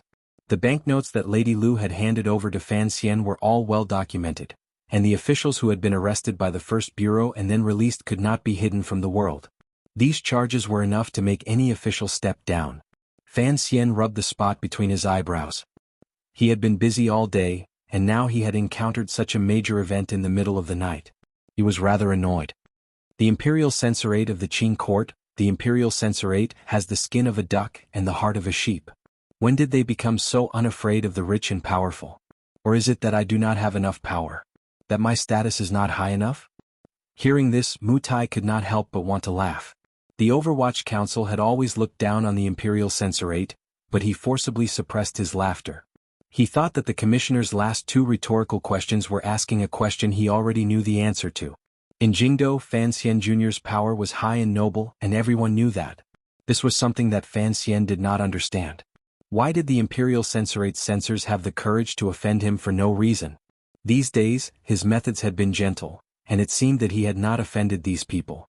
Furthermore, these days, he had gradually gained the Emperor's favor. Were these people not afraid of making the Emperor unhappy? Mu Tai looked at his face and knew what he was thinking. He explained, "Sir, this is the usual practice of the Imperial Censorate. They have always acted against the Overwatch Council. The law of Qin gives them this authority, and His Majesty has always suppressed the Overwatch Council's secret methods. So every few days those poor scholars will always find fault with the Overwatch Council, but—" He frowned. "I didn't think they would have the guts to directly target you, sir, and with such heavy crimes."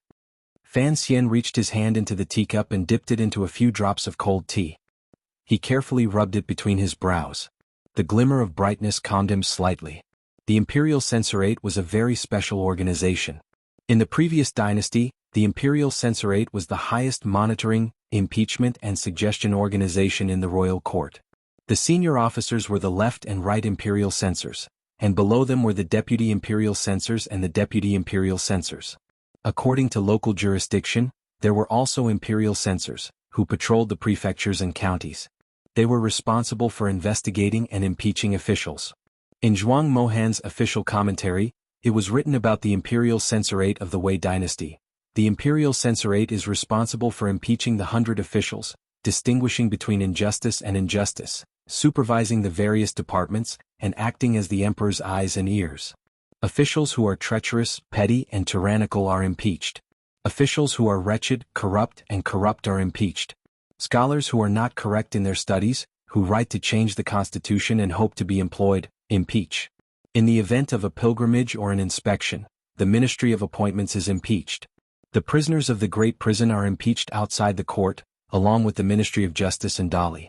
They follow orders from the interior and follow orders from the outside, each acting according to their orders. The 13 imperial censors are in charge of investigating and correcting corrupt officials in the internal and external departments. They are impeached in person or sealed, and the imperial censorate is responsible for the constitution. The imperial censorate of the Qin kingdom was far from the glory of the previous dynasty. It had removed the imperial censors from patrolling the various counties, and the power to investigate cases was transferred to the Ministry of Justice and the Supreme Court. Most of the power, such as monitoring the various counties and secretly monitoring officials, had been transferred to the Overwatch Council that Qin Pingping had single-handedly established. Now it was only the emperor's eyes and ears. It had an empty mouth but no real power. What kind of people were officials? They were men. What did men like most? Other than beautiful women, there was power. So the imperial censorate felt a glimmer of envy and hatred towards the Overwatch Council, which had taken away most of their power. Perhaps these scholars still missed the glory of the imperial censorate in the distant past, so they relied on their right to speak up to impeach the officials of the Overwatch Council from time to time. But with Qin Pingping's poisonous eyes watching, these imperial censors had been quiet for a long time. Why did these imperial censors suddenly rise in revolt? Fan Xian pondered this carefully. The Overwatch Council was the most powerful of the Overwatch Council, but that did not mean the imperial censorate had lost its influence on the court.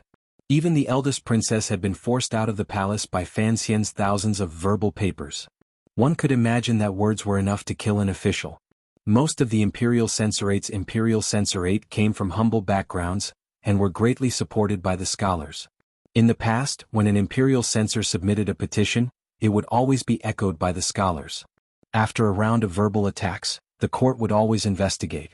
Even if there were no results in the end, the official covered in filth would never be able to stand upright in court again. Fan Xian laughed coldly. His mind turned and he knew where the problem was. It seemed that the Overwatch Council's secret investigation of Xinjiang and the second prince had already been leaked. He remembered clearly that the former imperial censor of the left, who had been ordered by the eldest princess to break his legs in the Ministry of Justice, was a pretty boy raised by the eldest princess. And the great scholar He Zhongwei, whom he had been secretly investigating, was also in the imperial censorate. Not long after, the secret memorial sent to the palace received a reply. Fan Xian looked at the box wrapped in a golden silk handkerchief and shook his head. Opening it, there was only a piece of white paper inside. On the white paper there were 2 words. Enji. Fan Xian's surname was Fan, and his given name was Enji. Now, he could naturally guess that this name was probably given to him by the emperor himself. He couldn't help but frown, unsure of what the emperor meant.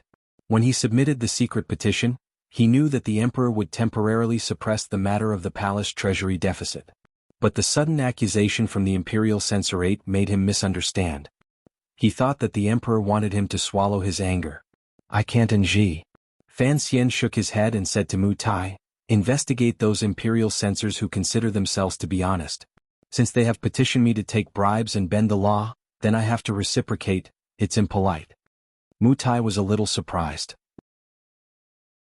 Director Chen once said that when it comes to the imperial censorate's petitions, it's like listening to a dog barking.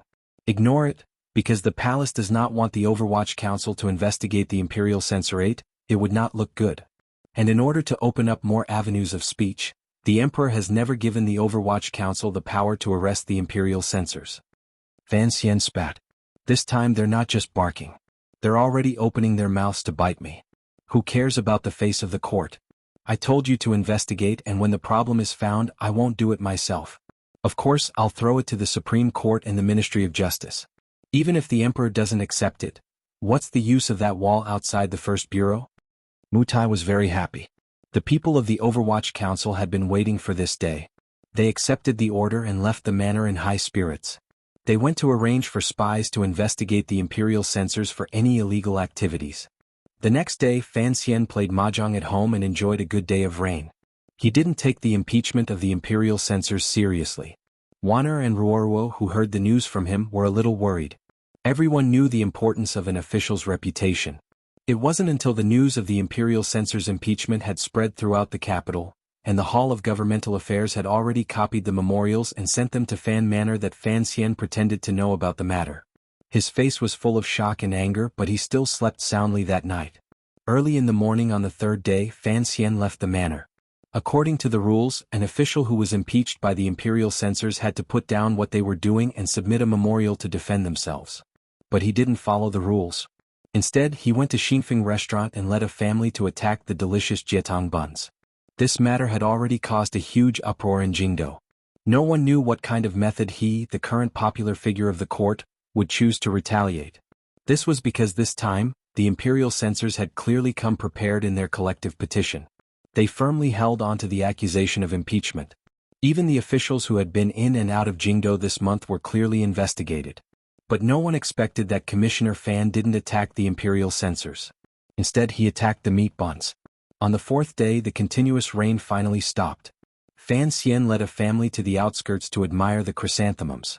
Before the rest of the world, he used his fingers to get close to the little daisies that had just bloomed. Logically speaking, at this time, the Hall of Governmental Affairs should have brought out the emperor's edict. To investigate or not to investigate. To ask or not to ask. Regardless of whether it was to wake up Sir Fan Jr., who had risen too quickly this year, or to harshly rebuke the imperial censors who were too meddlesome, the emperor had to have an attitude. During the court discussion, the Minister of Appointments, Yin Hangshu, finally couldn't resist the curiosity in his heart and carefully asked. He didn't know that the emperor only grunted through his nose and didn't respond at all. The scene was stuck in an awkward stalemate.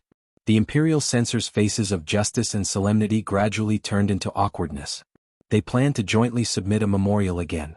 They were also prepared to draw in their peers among the civil officials in court. At the same time, they were going to mobilize the students of the Imperial College. Chapter 273. The Emperor of the Qin Kingdom was actually waiting for Fan Xian's self-defense memorial. He had planned on casually fooling around a bit and getting this matter over with. Any emperor in a golden age was actually very good at this kind of smoothing over the mud. Unexpectedly, Fan Xian continued to ignore it and put on an appearance of a clear conscience as he wandered around and threw this question back at him. He thought sinisterly to himself, "Don't you want me to bite someone? As the emperor, you have to protect me. If I have to be disgraced over such a small matter, then in the future, when I really do move against Xinyang and take care of the eldest princess, won't you throw me to the Empress Dowager to eat?" If he had been a normal favored official or civil official, he would not have been as harsh and angry as Fan Xian. It was said that the emperor's heart was hard to fathom, and the might of heaven was unpredictable. As an official, if he became arrogant because he was favored, who knew when the emperor would remember that he had sat in his carriage and cut him down with a knife? But Fan Xian knew that he was not a normal official, and the emperor did not know that he knew. So, this matter was a bit interesting. He was testing the extent to which the emperor could go for him. On the 7th day after the imperial censors collectively submitted their memorial, Fan Xian sat in a carriage outside the palace gates. When he got off the carriage, the officials of the Qinian unit surrounded him and guarded him in the center. His black and gray clothing, cold expression, and tall and straight figure all made clear his identity. The officials gathered at the palace gates saw this scene and knew that this was the person that the officials often discussed after meals. Not to mention anything else, but when it came to placing spies out in the open to protect him, Fan Xian was the best in the Overwatch Council. Today was the day of the court conference, and the emperor had specially summoned Fan Xian to the palace to listen. All of the officials knew what was going to be discussed today, and they couldn't help but feel excited. A few civil officials who were on good terms with the Fan family came over and exchanged a few words with Fan Xian. Using the cold weather as an excuse, they went back to the side of the palace gates. At this moment, on both sides of the square, there were only 5 or 6 officials wearing crimson robes and Fan Xian's black-robed Overwatch Council officials. The two sides stood facing each other, but their gazes seemed to pierce through each other's ranks and shoot toward the city in the distance. The officials dressed in crimson robes were the censors from the Imperial Censorate who had written to impeach Fan Xian. Fan Xian looked at them coldly. Lowering his voice, he said, "All of you look like pigs, yet you're still upright officials." Deng Ziyu said in a low voice, "The First Bureau has been investigating for a few days, but they really didn't find anything. Sir, most of the Imperial Censorate come from humble backgrounds and value their reputation the most. This is the only thing they can rely on. Even the gatekeeper has to be careful when receiving gifts. It is indeed difficult to find anything." Fan Xian furrowed his brows and sighed. If the officials are not greedy, the world is in trouble. Deng Ziyu smiled bitterly, thinking that the commissioner's clever words were a bit absurd.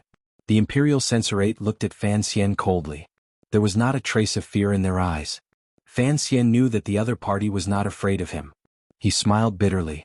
If the officials were not greedy, what use would he be as the commissioner of the Overwatch Council?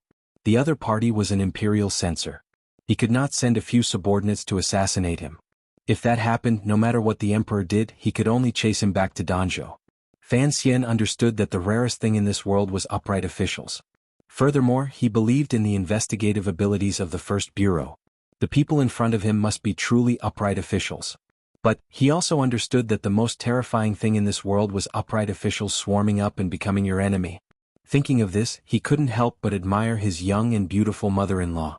To be able to use these upright officials who were not greedy or corrupt, she really did have some skill. While Fan Xian was sighing to himself, he did not know that the Imperial Censorate were looking at the commissioner and sighing to themselves. Clearly, Fan Xian's actions over the past month all showed the true nature of the immortal poet he hid behind. He was a corrupt official, and he was also a sprouting of a powerful official with money and power. They had enough evidence, but why did the emperor still not say anything? They were not worried that the emperor would heavily punish them for shielding Fan Xian. On one hand, they deeply believed that the emperor was a wise ruler. On the other hand, what did the imperial censor do? He shouldered justice with iron shoulders and admonished with iron bones. Even if he died, so what? They only hoped that the white bones would leave a lingering fragrance. But the Imperial Censorate did not fare well these past few days. First of all, their connections with the court had no effect. No matter which department the official came from, once they heard the purpose of their visit, they remained courteous on the surface, but refused to join them in writing. Second, the public opinion of the common people had not been mobilized. The scholars who had been wantonly criticizing the court in the past, upon hearing that the person they wanted to impeach was Fan Xian, shook their heads in disbelief. And what angered the Imperial Censorate the most was the attitude of the young people in the Imperial College. The Imperial Censor who had gone to the Imperial College to mobilize the students was kicked out in the end. No one believed that the immortal poet, Zhuang Mohan's designated successor, the son of the Minister of Revenue, the idol of a generation of young scholars, and the dream lover of countless girls, would be so immoral as to covet such a small amount of silver. 13,400 liang, just a small amount of silver? Perhaps the Imperial Censorate were used to being poor, so this was the thing they could not understand. At this time, a sudden gust of morning wind blew past, making the officials guarding outside the palace feel refreshed. Immediately after, their expressions changed. They looked at the cloud of rain floating in the morning light and hid inside the palace gate.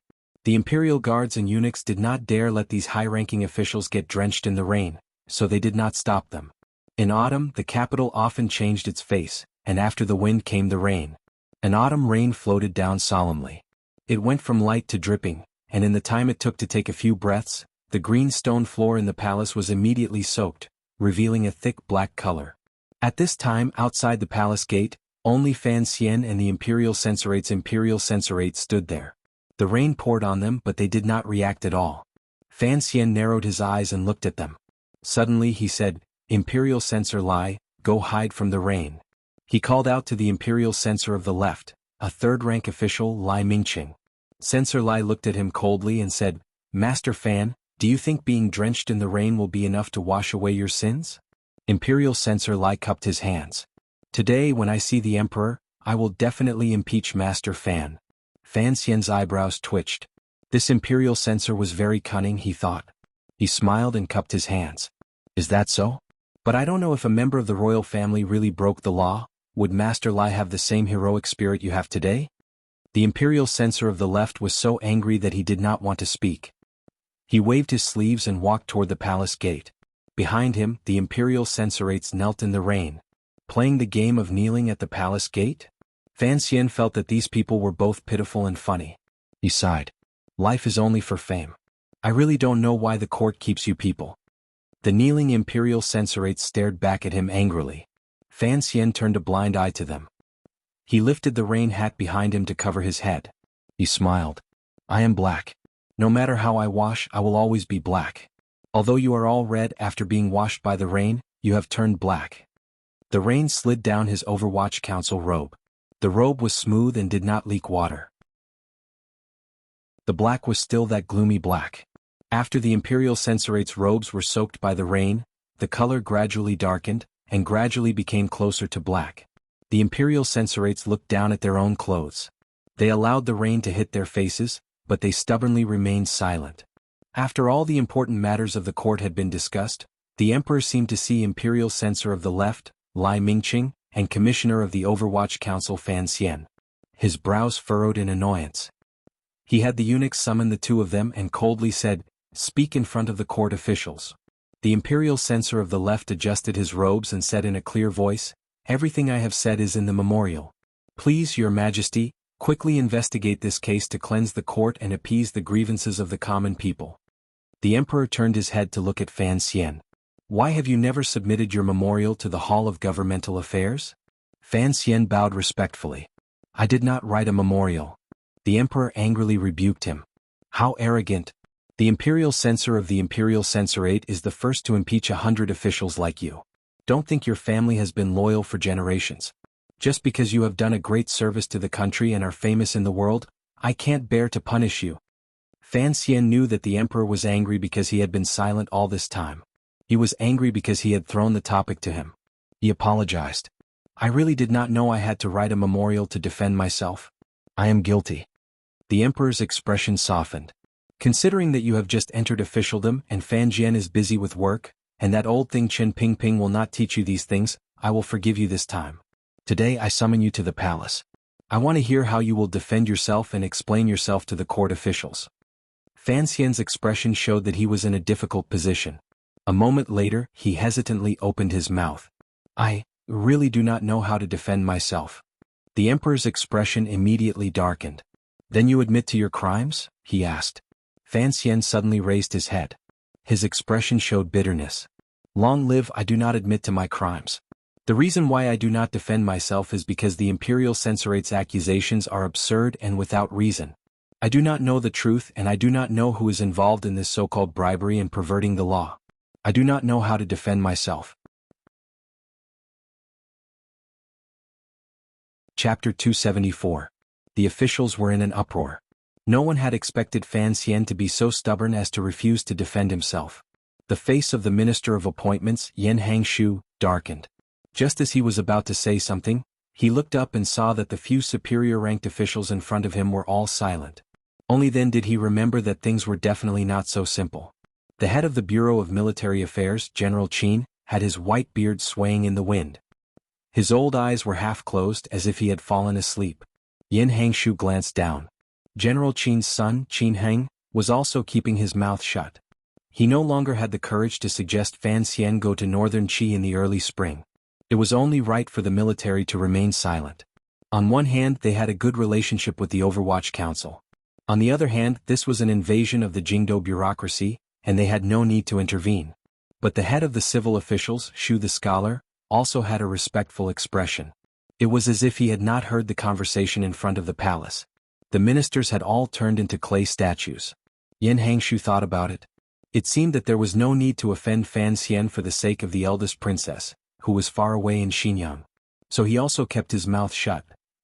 Seeing that no officials had spoken up to reprimand Fan Xian, the emperor's expression did not soften. A cold light flashed through his eyes. He stared at Fan Xian and said, "If you do not defend yourself, then let's hear what Minister Lai has to say." The imperial censor of the left, Lai Mingqing, accepted the edict and stepped forward. He read out all of Fan Xian's illegal actions in the memorials. Stroke by stroke it was clear. Fan Xian groaned in his heart. This imperial censor of the left was indeed surnamed Lai. Why did he have to blame everything on him? What did the bribe from the first bureau have to do with him? The court was filled with discussion. The gazes that were directed at Lai Mingqing and Fan Xian became somewhat strange. Among the matters that the imperial censorate was investigating, the one that bore the brunt was that eunuch Dai was suspected of bribing the commissioner of the Overwatch Council on behalf of his nephew, Dai Zhen. The officials thought, how dare a rogue like you drag this matter into the palace? On the other hand, they looked down on Fan Xian. This was such a great opportunity, and yet he had only accepted 1,000 liang of silver from eunuch Dai. Who among the elders in court would be in the mood to accept such a small amount of money? Hearing that the matter involved the palace, the emperor's expression did not change. He directly ordered the guards to summon Lady Shu and eunuch Dai from the palace to the court for a confrontation. Although the officials knew that this kind of investigation method was a bit ridiculous, they all knew that the emperor was not a person who was bound by conventional rules and regulations. In addition, they were also curious about how this matter would turn out, so they all kept quiet. Not long after, eunuch Dai was led into the palace. He had long known what would be discussed in court today. He was anxious and puzzled. He had only given the banknotes to Yi Guipin. Her personality was cheerful, but she had always kept her mouth shut. Furthermore, she was Fan Xian's relative, so how could she have sold him out? How did this news get to the imperial censorate? After entering the palace, eunuch Dai first cried, "Long live the emperor," and then cried, "I have been wronged." Eunuch Dai rubbed his buttocks and tears streamed down his face as he kowtowed to the emperor. His Majesty has always forbidden the servants of the palace from communicating with the officials. I am timid and I dare not break the rules. Speaking of Sir Fan Jr., I have indeed heard of his name because... Eunuch Dai looked pitifully at the emperor on the throne. Everyone in the world knows the great name of the immortal Fan Xian. Although I am a cripple, I am still a cripple of the kingdom of Qin. When I heard that Sir Fan Jr. had gone to northern Qi to bring glory to his Majesty, I was naturally happy. It was inevitable that Sir Fan Jr. would be mentioned in our daily conversations. But I have never even seen Sir Fan Jr. How could I have bribed him? The imperial censor of the left, Lai Mingqing, asked coldly, "Eunuch Dai, have you really never seen Commissioner Fan?" Eunuch Dai's knees hurt from kneeling, and he had long since cursed the meddlesome censor countless times in his heart. Hearing the question, he suddenly seemed to realize something. I remember now. Last year, when I delivered the imperial edict to Fan Manor, I saw Sir Fan Jr. once. But at the time it was to deliver the edict, so I left as soon as I entered the door. If that counts as a meeting, it would only be once. Eunuch Dai then wailed and swore to the heavens. Long live the emperor, I have only seen Sir Fan Jr. once. If I have seen him again, let my intestines be torn apart and I die a horrible death. I will still be a eunuch in my next life. This was a vicious oath, and His Majesty cursed angrily. What nonsense are you spouting? Imperial Censor Lai, on the other hand, looked slightly worried. He said, bribery doesn't necessarily mean that both parties must meet. Eunuch Dai, let me ask you, do you have a distant nephew called Dai Zhen, who is a minor official in the vegetable inspection department at the entrance of Dengshiku?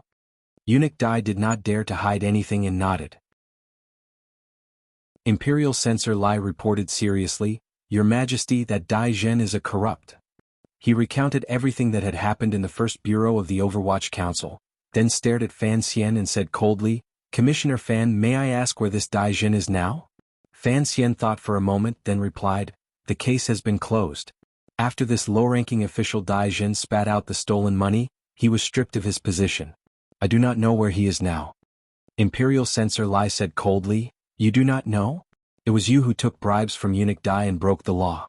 That Dai Jin has been in the Vegetable Inspection Department for 6 years, and who knows how much money he has embezzled from the palace. Commissioner, you say you do not know and then strip him of his position, taking only a small amount of money and then letting him go. I do not know what is going on." Fan Xian calmly replied, "The council has investigated and found that Dai Jin has embezzled 472 taels of silver in 6 years. According to the third rule of Qing law, if the amount is less than 500 taels of silver, he will be stripped of his position and given a fine. There is no need to transfer him to the Ministry of Justice. The case has been closed and Dai Jin has been stripped of his position and fined 1,000 taels of silver. What does Imperial Censor Lai think is wrong and what is going on?" Dai Jin's case had been investigated by the Overwatch Council. As for how much he had embezzled, it was up to Fan Xian. Imperial Censor Lai was so angry that he laughed. 472 taels of silver? Could it be that Commissioner Fan is trying to deceive the court officials without eyes? Fan Xian laughed. Of course, Dai Jin has also embezzled some vegetables and fruits. According to the rules, they should be converted into silver. If that is the case, then it is indeed the council that has not been meticulous enough. Imperial Censor Lai's advice is reasonable and I thank you. Imperial Censor Lai saw that Fan Xian was being unreasonable and shouted angrily, "How dare you! In these 6 years, Dai Jin has embezzled at least 4,000 taels of silver. The people are boiling with anger and Commissioner Fan is trying to cover it up. What are you trying to do?" The court was silent. The only thing that could be heard was the Imperial Censor's angry questioning. Fan Xian slowly raised his head and glanced at the Imperial Censor with a slightly cold gaze. He took a light step forward. Imperial Censor Lai saw the coldness on his handsome face, and for a moment he was intimidated and unconsciously took a step back. Fan Xian stared into his eyes and suddenly said word by word, "What are you trying to do? The people are boiling with anger?" He took a deep breath and said mockingly, "Dare I ask Imperial Censor Lai, as the Imperial Censor of the Imperial Censor, you have the responsibility of reporting to the public. Since you keep saying that Dai Jin has embezzled so much silver, and the people are boiling with anger, then in these 6 years why has the Imperial Censor not mentioned this? Are you the official who is trying to cover up Dai Jin's crimes? The people are boiling with anger. Why don't you ask the capital's magistrate to arrest him?" He suddenly became angry and all the officials in the court were stunned. Fan Xian didn't give Imperial Censor Lai a chance to speak. In a cold voice he said, "I have been in charge of the first bureau for less than a month, and I have already found out about Dai Jin's embezzlement. In these 6 years Imperial Censor Lai knew that Dai Jin's people were boiling with anger, but he didn't say a word and acted like a mute. The Overwatch Council investigated the case and it became a mistake. The Imperial Censors were mute for 6 whole years. Mute for 6 years. Now you say that the Overwatch Council is corrupt." Fan Xian bowed to the Emperor on the dragon throne, and turned around to ask Imperial Censor Lai angrily, "I would like to ask you, sir, what are you trying to do?" The barrage of questions stunned the Imperial Censor of the left. He knew that he had said something wrong, and now Fan Xian had something to use against him.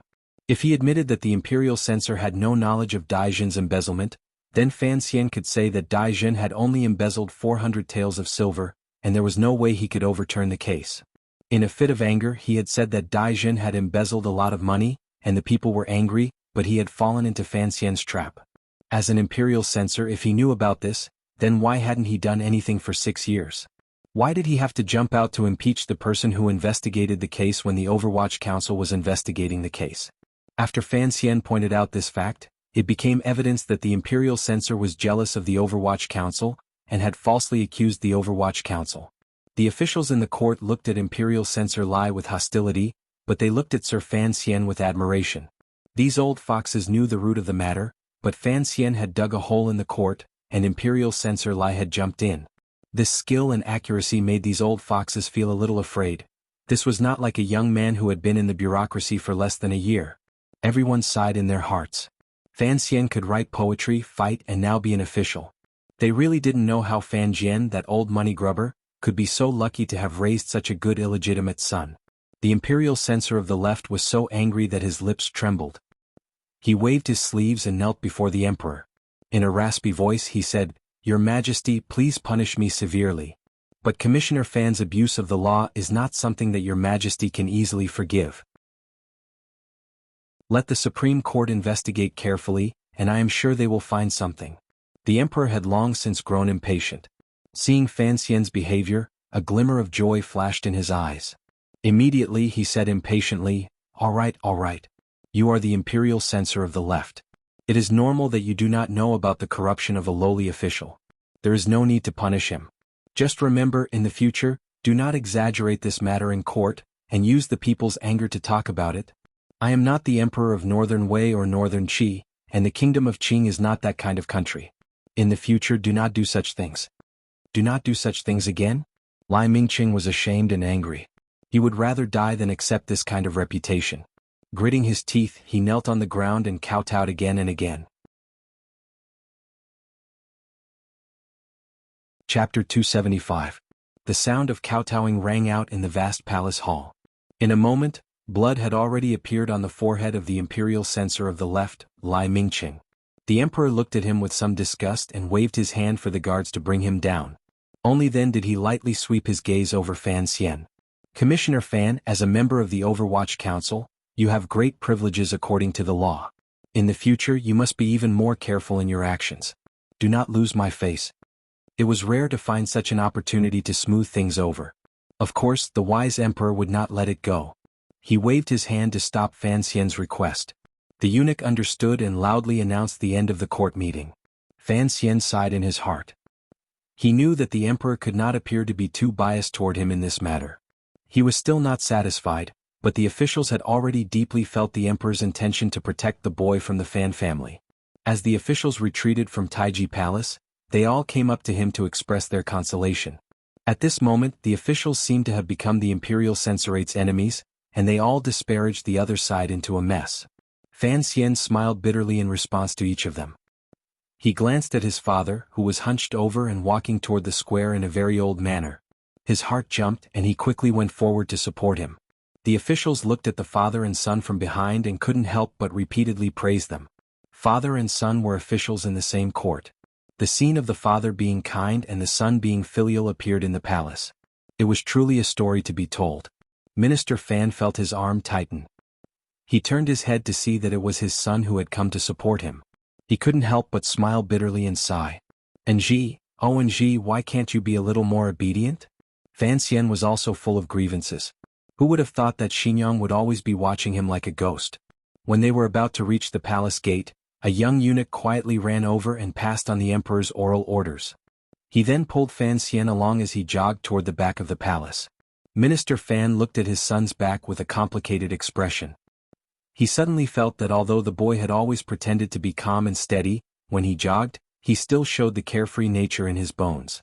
It was not quite in line with the solemn and oppressive atmosphere of the palace. A colleague came from behind. Minister Fan's eyes immediately became as calm as an ancient well. He smiled slightly and walked out of the royal palace with the officials. The rain had stopped a long time ago, but the empty ground in front of the palace was still soaked in water. The imperial censorates were already drenched, but they still stubbornly knelt on the wet ground. The furious imperial censor of the left had left court and also knelt in front of those people. He even took off his black gauze hat and held it to his left chest. Seeing this scene, the officials finally knew that the matter was not over. Shu the scholar went up to comfort them, but seeing that it had no effect, he shook his head and left. Most of the officials hurried back to their mansions in their carriages. They knew that this matter would only grow bigger, and it was safer for them to hide far away. Only Minister Fan stood in front of this group of people for a moment. He then ordered the guards in his manner to bring umbrellas for the imperial censors and waited to the side. No one knew if it would rain later. Led by a young eunuch, Fan Xian jogged through a few palace walls and arrived outside the royal study. The young eunuch was already panting from exhaustion. Fan Xian thought for a moment and circulated his jinqi, causing his complexion to become a little rosier. He entered the emperor's royal study uneasily. Following the young eunuch's directions, he carefully stood beside the emperor's soft couch. After a while, A curtain at the side of the study moved slightly. The emperor, who had changed into regular clothes, walked in. Seeing Fan Xian's calm expression and a glimmer of excitement in his eyes, the emperor waved his hand, indicating that he should not stand on ceremony. Fan Xian was truly shameless and did not kneel in greeting. He accepted the embroidered stool that the young eunuch brought over and sat down obediently. Today's royal study was much quieter than it had been that day. Only he and the emperor were left, so the situation was a little strange. Fan Xian's expression was calm, but his heart was a little nervous. This was because a guess was only a guess. Although Qin Pingping's words and the many details of this life had long since confirmed this guess, if the emperor really did make this guess clear, what would he do? Just as Fan Xian felt that the emperor was getting ready to put on the mask of a kind father, he was woken up by what the emperor said next. Fan Xian, you do not lack money. Why are you greedy for it? The emperor looked at him coldly and asked directly. A drop of cold sweat dripped from Fan Xian's forehead. He knew that he had indeed overestimated himself. He also knew that the matter of him receiving banknotes through Lady Lu could not be hidden from the emperor in front of him. He stood up and said very seriously, "Long live. Because I am in charge of the first bureau of the Overwatch Council, I need to receive banknotes." The emperor seemed to be a little curious about what he was going to say next. To truly supervise officials, one must first blend into the bureaucracy, like how the first bureau of the Overwatch Council used to be cold and unapproachable. Although one can rely on a large network of spies to effectively supervise the officials in the capital, it is like looking at flowers in the fog. One can never see clearly. As for the most important transactions in the capital's bureaucracy, one can never be sure. Fan Xian carefully explained, to supervise officials, one must become an official yourself. He smiled bitterly and continued, "Long live your majesty also knows that I have lived in Danzhou for a long time." As he said this, he lowered his head, but when the emperor heard this, he could feel a slight reaction. After entering the capital, the changes have been too great. At the beginning I was only a literary official. Now I have to take over the Overwatch Council, which is such a heavy responsibility. I feel uneasy and I often think that there is a layer of estrangement between me and the officials. It is difficult to blend into the court. Without waiting for him to continue, the emperor understood what he meant. He waved his hand and coldly said, "If you really are a white crane, even if you use ink to dye yourself black, you cannot fool those crows. These methods are truly childish. As long as you are loyal to the country, who would dare to make things difficult for you? Don't forget Zhu Ji's example.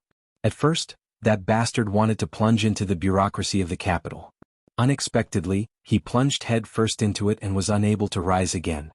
Fan Xian knew that the emperor was repeatedly warning him to be a lonely official. He felt a bit disgusted, but his face did not change. He only chuckled and said, "Long live your majesty. Today someone in court is making things difficult for me." To the side, the eunuch holding the horsetail whisk felt his heart tremble. Sir Fan Jr.'s words did not match his status. He seemed to be a bit arrogant because of his favor. No matter how much the emperor liked this young official, he was afraid that he would lose his temper. Even the crown prince was respectful in front of the emperor with a glimmer of fear. Who would speak like Fan Xian? Unexpectedly, the emperor glanced at Fan Xian with a slight smile and said, "I do want to give you justice. However, this is a matter between you and your family's elders. I don't want to meddle too much." Fan Xian was shocked. He knew that the emperor completely understood that the background of the imperial censorate's letter was related to Xinjiang, but why did he still suppress him and not let him act? He was truly unwilling. He was about to give the emperor some more eye drops when he suddenly saw the emperor rub the space between his brows and faintly say, "I have a portrait for you to see." Countless thoughts surged through Fan Xian's mind. He thought of what Qin Pingping had said. The only portrait his mother had left behind was in the royal palace. At this moment, the door to the royal study was pushed open. Eunuch Ho, who was familiar with Fan Xian, walked in with a face full of anxiety. He quietly said something to the emperor. Fan Xian's hearing was exceptional and had heard it clearly. He couldn't help but feel shocked. He thought to himself that the imperial censorate had invested too much this time. As expected, the emperor's expression gradually darkened. Glancing at Fan Xian, he waved his hand and said, "Kneeling at the palace gates and taking off the black veil? This is remonstrating me for being muddle-headed. Then I will show them how muddle-headed I am. Pass on my edict. The imperial censorate of the imperial censorate has corrupted court officials, recklessly interfered with council matters, neglected state affairs, did not repent and acted rashly. 30 strokes of the cane. This was the first time Fan Xian had seen the emperor angry. He couldn't help but feel a chill. 30 strokes of the cane. If the imperial censorate didn't die, they would lose half their lives. In reality, these imperial censorate's luck was too bad. Just as the Qing emperor was preparing to do something important, he was interrupted by them. How could he forgive them? Outside the Xinhua Gate, beside the Jade River, in front of the arch bridge, on the wet stone slabs, a few imperial censorates had their official robes stripped and were pressed to the ground to be beaten. The cane fell heavily and was slowly raised. Each time it rose and fell, it brought with it a few drops of blood and rain. The scene was bloody. At this time, some of the civil officials who had heard the news had hurried back. Seeing this wretched scene, they rushed into the palace to admonish the emperor.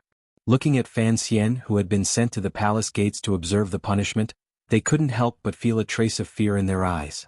Although today's matter was caused by the imperial censorate's people, the emperor had actually used the cane, which had been suspended for many years, for Fan Xian's sake. They couldn't help but have a clearer understanding of Fan Xian's position in the emperor's heart. Fan Xian stood beside Eunuch Ho and narrowed his eyes as he watched the scene in front of him. He didn't have a trace of sympathy for the imperial censorate, but his face showed that he couldn't bear it. He said, "Eunuch Ho, tell your subordinates to go easy on them."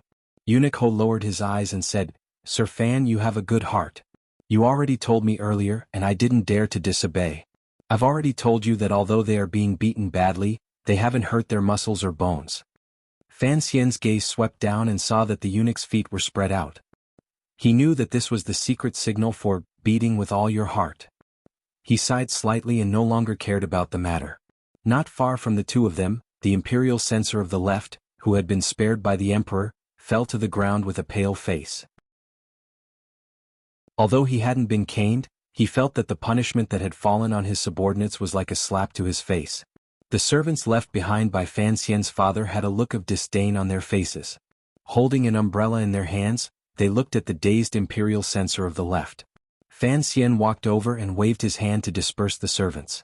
With a trace of pity, he looked at Imperial Censor Lai and said, "Why did you have to get involved in this matter?" Imperial Censor Lai didn't know how much inside information Fan Xian knew. He stood where he was. Fan Xian sighed and desperately begged Eunuch Ho to temporarily stop the caning and enter the palace alone to plead with the emperor.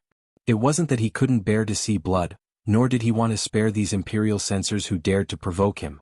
It was just that he had to do this in front of the hundreds of court officials who couldn't bear it. As Fan Xian ran toward the palace, he thought bitterly to himself, "You, the emperor, want to use this caning to push me against all the other officials. I won't let it happen. I've worked so hard to build up my good character for 2 years. If it's all gone because of a few caning strikes, I'll lose a lot." Chapter 276. In the darkness of the carriage, the young man had a faint smile on his lips. It was a smile that he did not want to show. There was a hint of shyness that a man should not have. His lightly spread eyebrows were like the murals in the temples of Qing, giving off a natural feeling of antiquity and nobility. "I don't understand." There was a hint of distress in the young man's smile. "I don't understand many things. For example, why did he investigate me? Does he not know that I truly admire him?" His fingers gently pinched the sachet at his waist.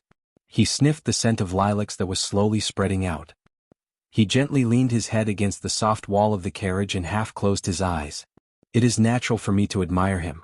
Father is used to the life of a horse. Why does he value his literary name so much?"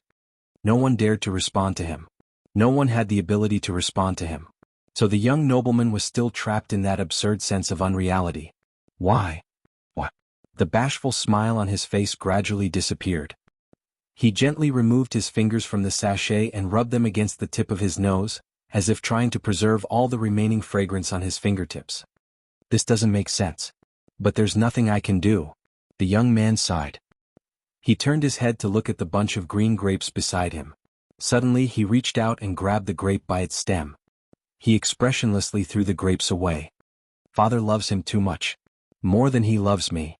The corners of his mouth twitched nervously. He thought of the crown prince in the palace and his aunt in Xinjiang.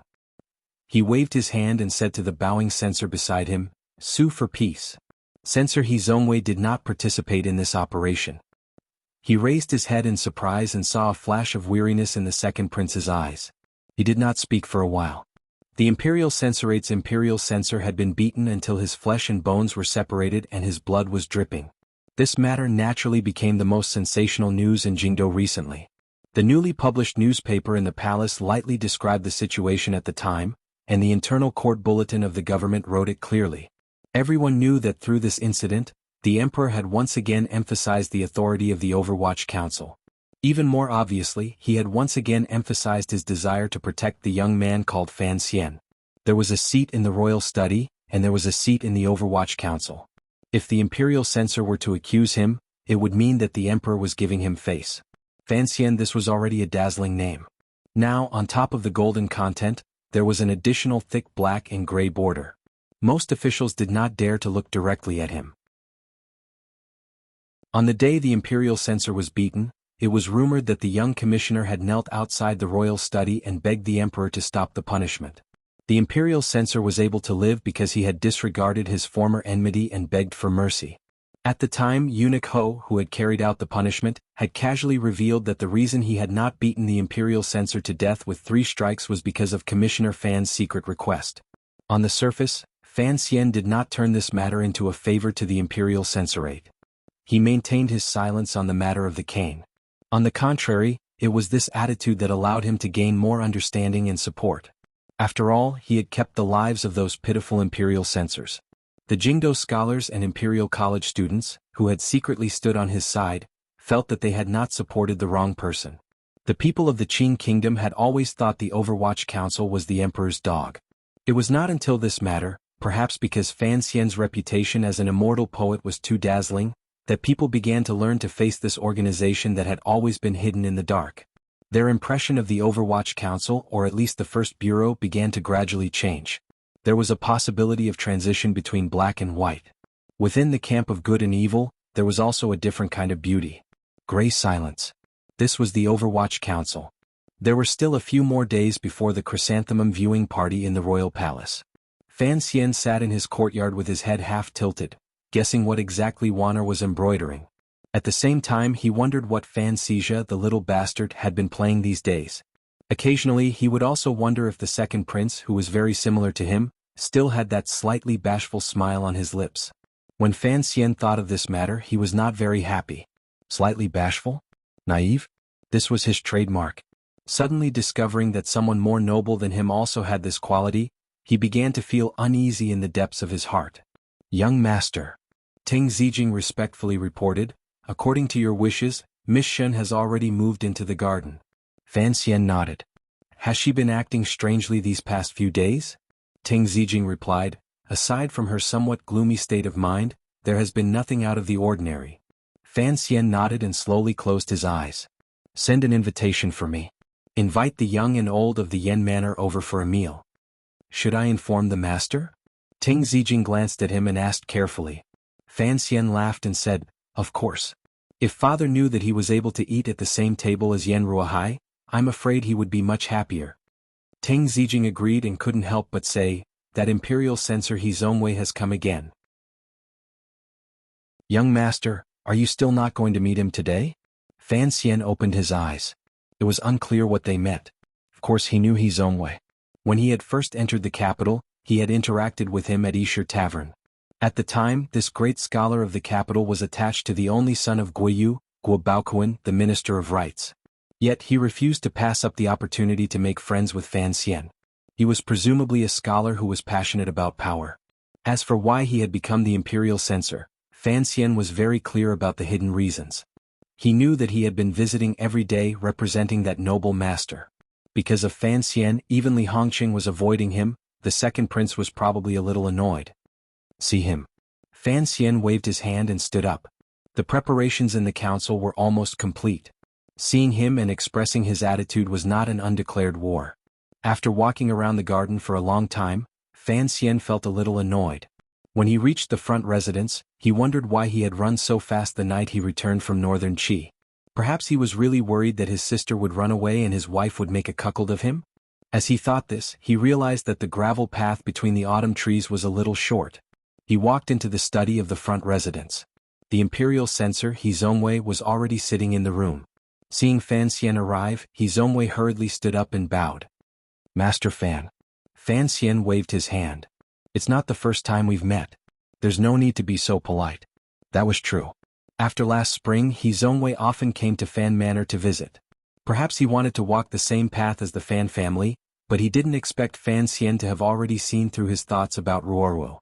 Plus, he didn't like the man's deeply hidden nature, so he cleanly drew the line between them. After coming a few times and being ignored, Hizongwei retreated. But this famous scholar of the capital was no stranger to the people of Fan Manor. Hizongwei saw that there was no one else in the study.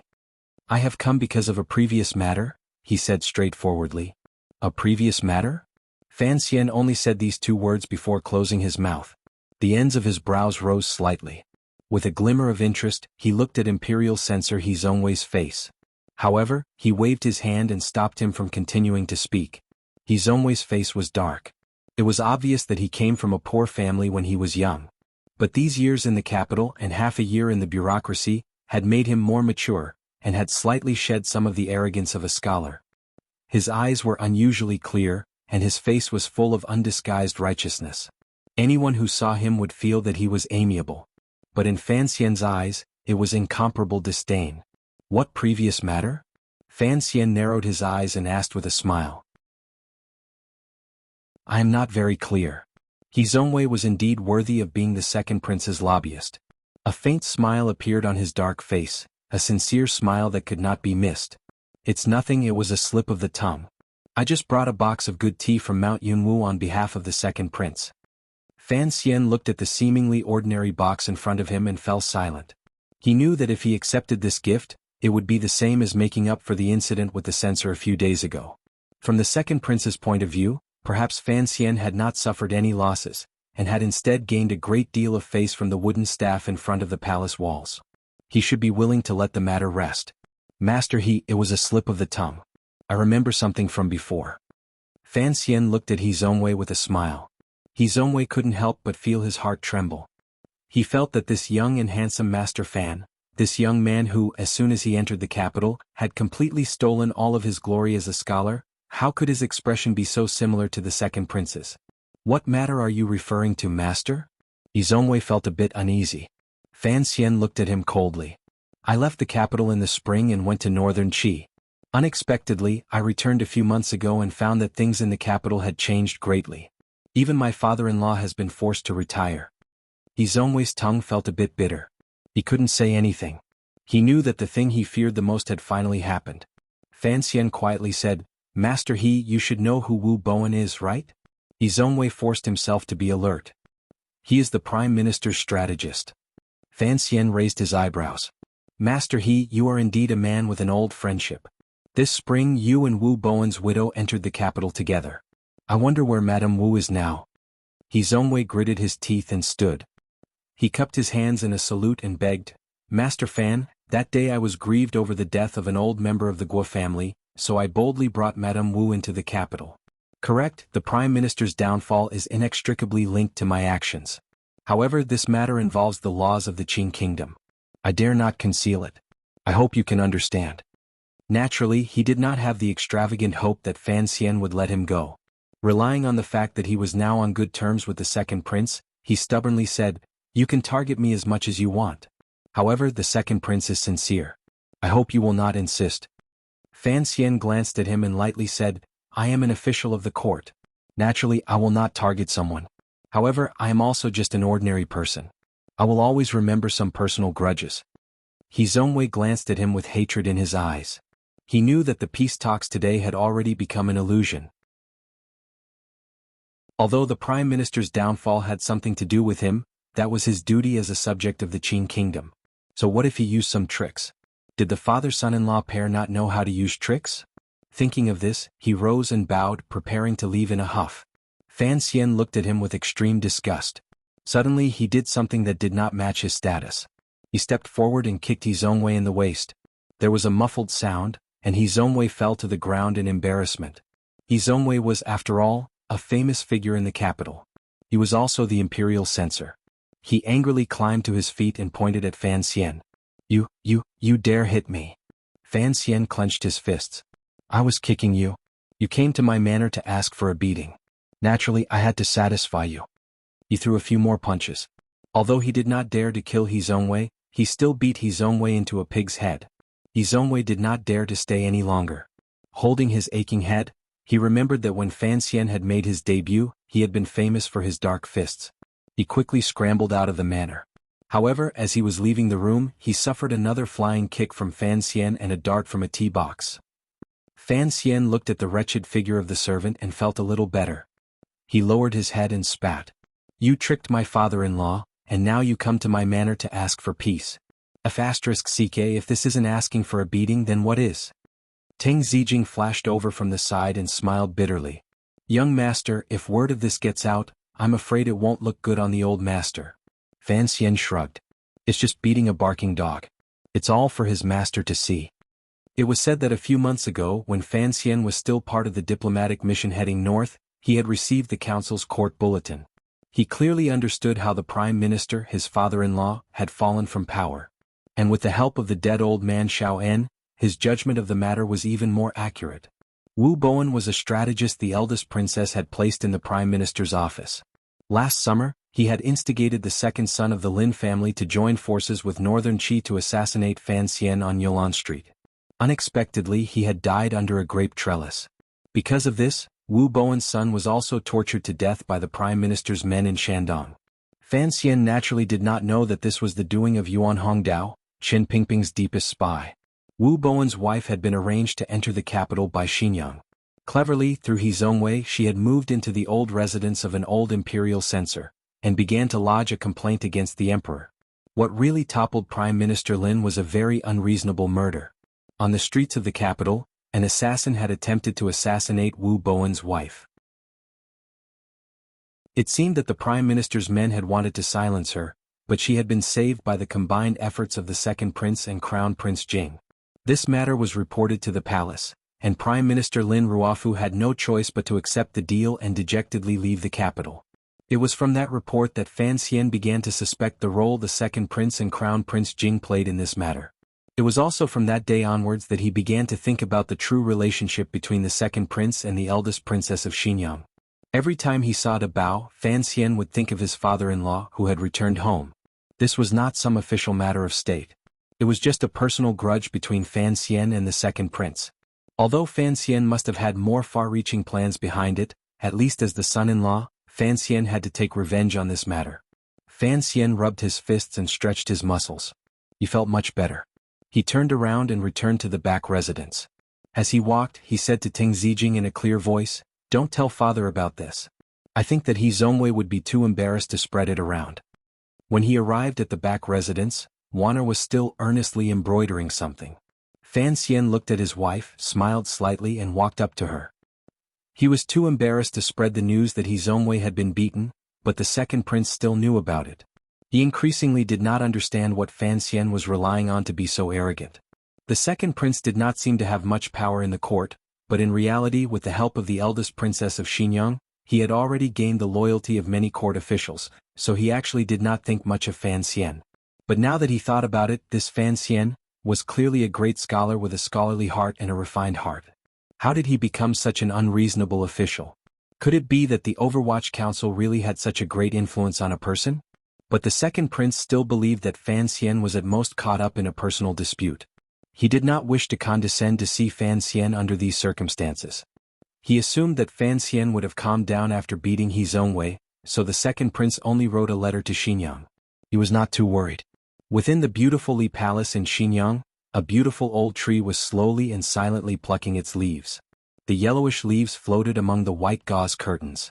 A soft hand reached into the air and gently caught a leaf. The veins on the hand were not very thick, but they faintly moved through the white jade-like skin, like the spirit of jade. It was very beautiful. Eldest Princess Li Yunrui, who had left the capital for a year, yawned like a young girl.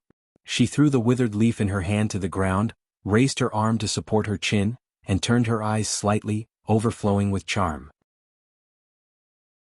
"What do you think, Master Yuan?" Yuan Hongdao, who had betrayed Prime Minister Lin Ruofu and was now working for Xinyang, was expressionless. However, there was a hint of surprise in his eyes. The second prince is blessed by the heavens. He has underestimated the enemy a little. The eldest princess giggled. That Fan Xian is only a young man. To call him an enemy, Master Yuan is being overly cautious. Yuan Hongdao laughed bitterly. This son-in-law is no ordinary man. Although the matter of Northern Qi was not fully accomplished, and the eldest princess's clever plan was not fully realized, Master Fan was ingenious. His hands were not stained with blood, but he provoked the Emperor of Northern Qi to secretly send Shang Shanhu to assassinate Xinzhong. How can such a man be described as reckless? Besides, the son-in-law is the immortal poet of his generation. Such a well-spoken but well-intentioned man, his thoughts are many times more complicated than those of an ordinary man. The eldest princess sighed and slowly rose from the brocade couch. Her luxurious palace robes revealed a large portion of her neck, which was incomparably fair like a swan's. That kid. Not only did he not save Shaoan, he even sabotaged Xinzhong in the end. The Cui family is complaining every day, and the position of provost of the Discipline Commission in Northern Qi is still empty. The brocade guards don't dare to make decisions, and for a while the distribution channels are blocked. The eldest princess's confidant, Huang Yi, who had been standing quietly to the side, respectfully said, "We are currently in discussion with the Empress Dowager of Northern Qi. But the young Emperor of Northern Qi has been very stubborn lately, and has stubbornly resisted the Empress Dowager's order to appoint Marquis Ningho as provost of the Discipline Commission." The eldest princess laughed coldly. That old woman of Northern Qi is really an idiot.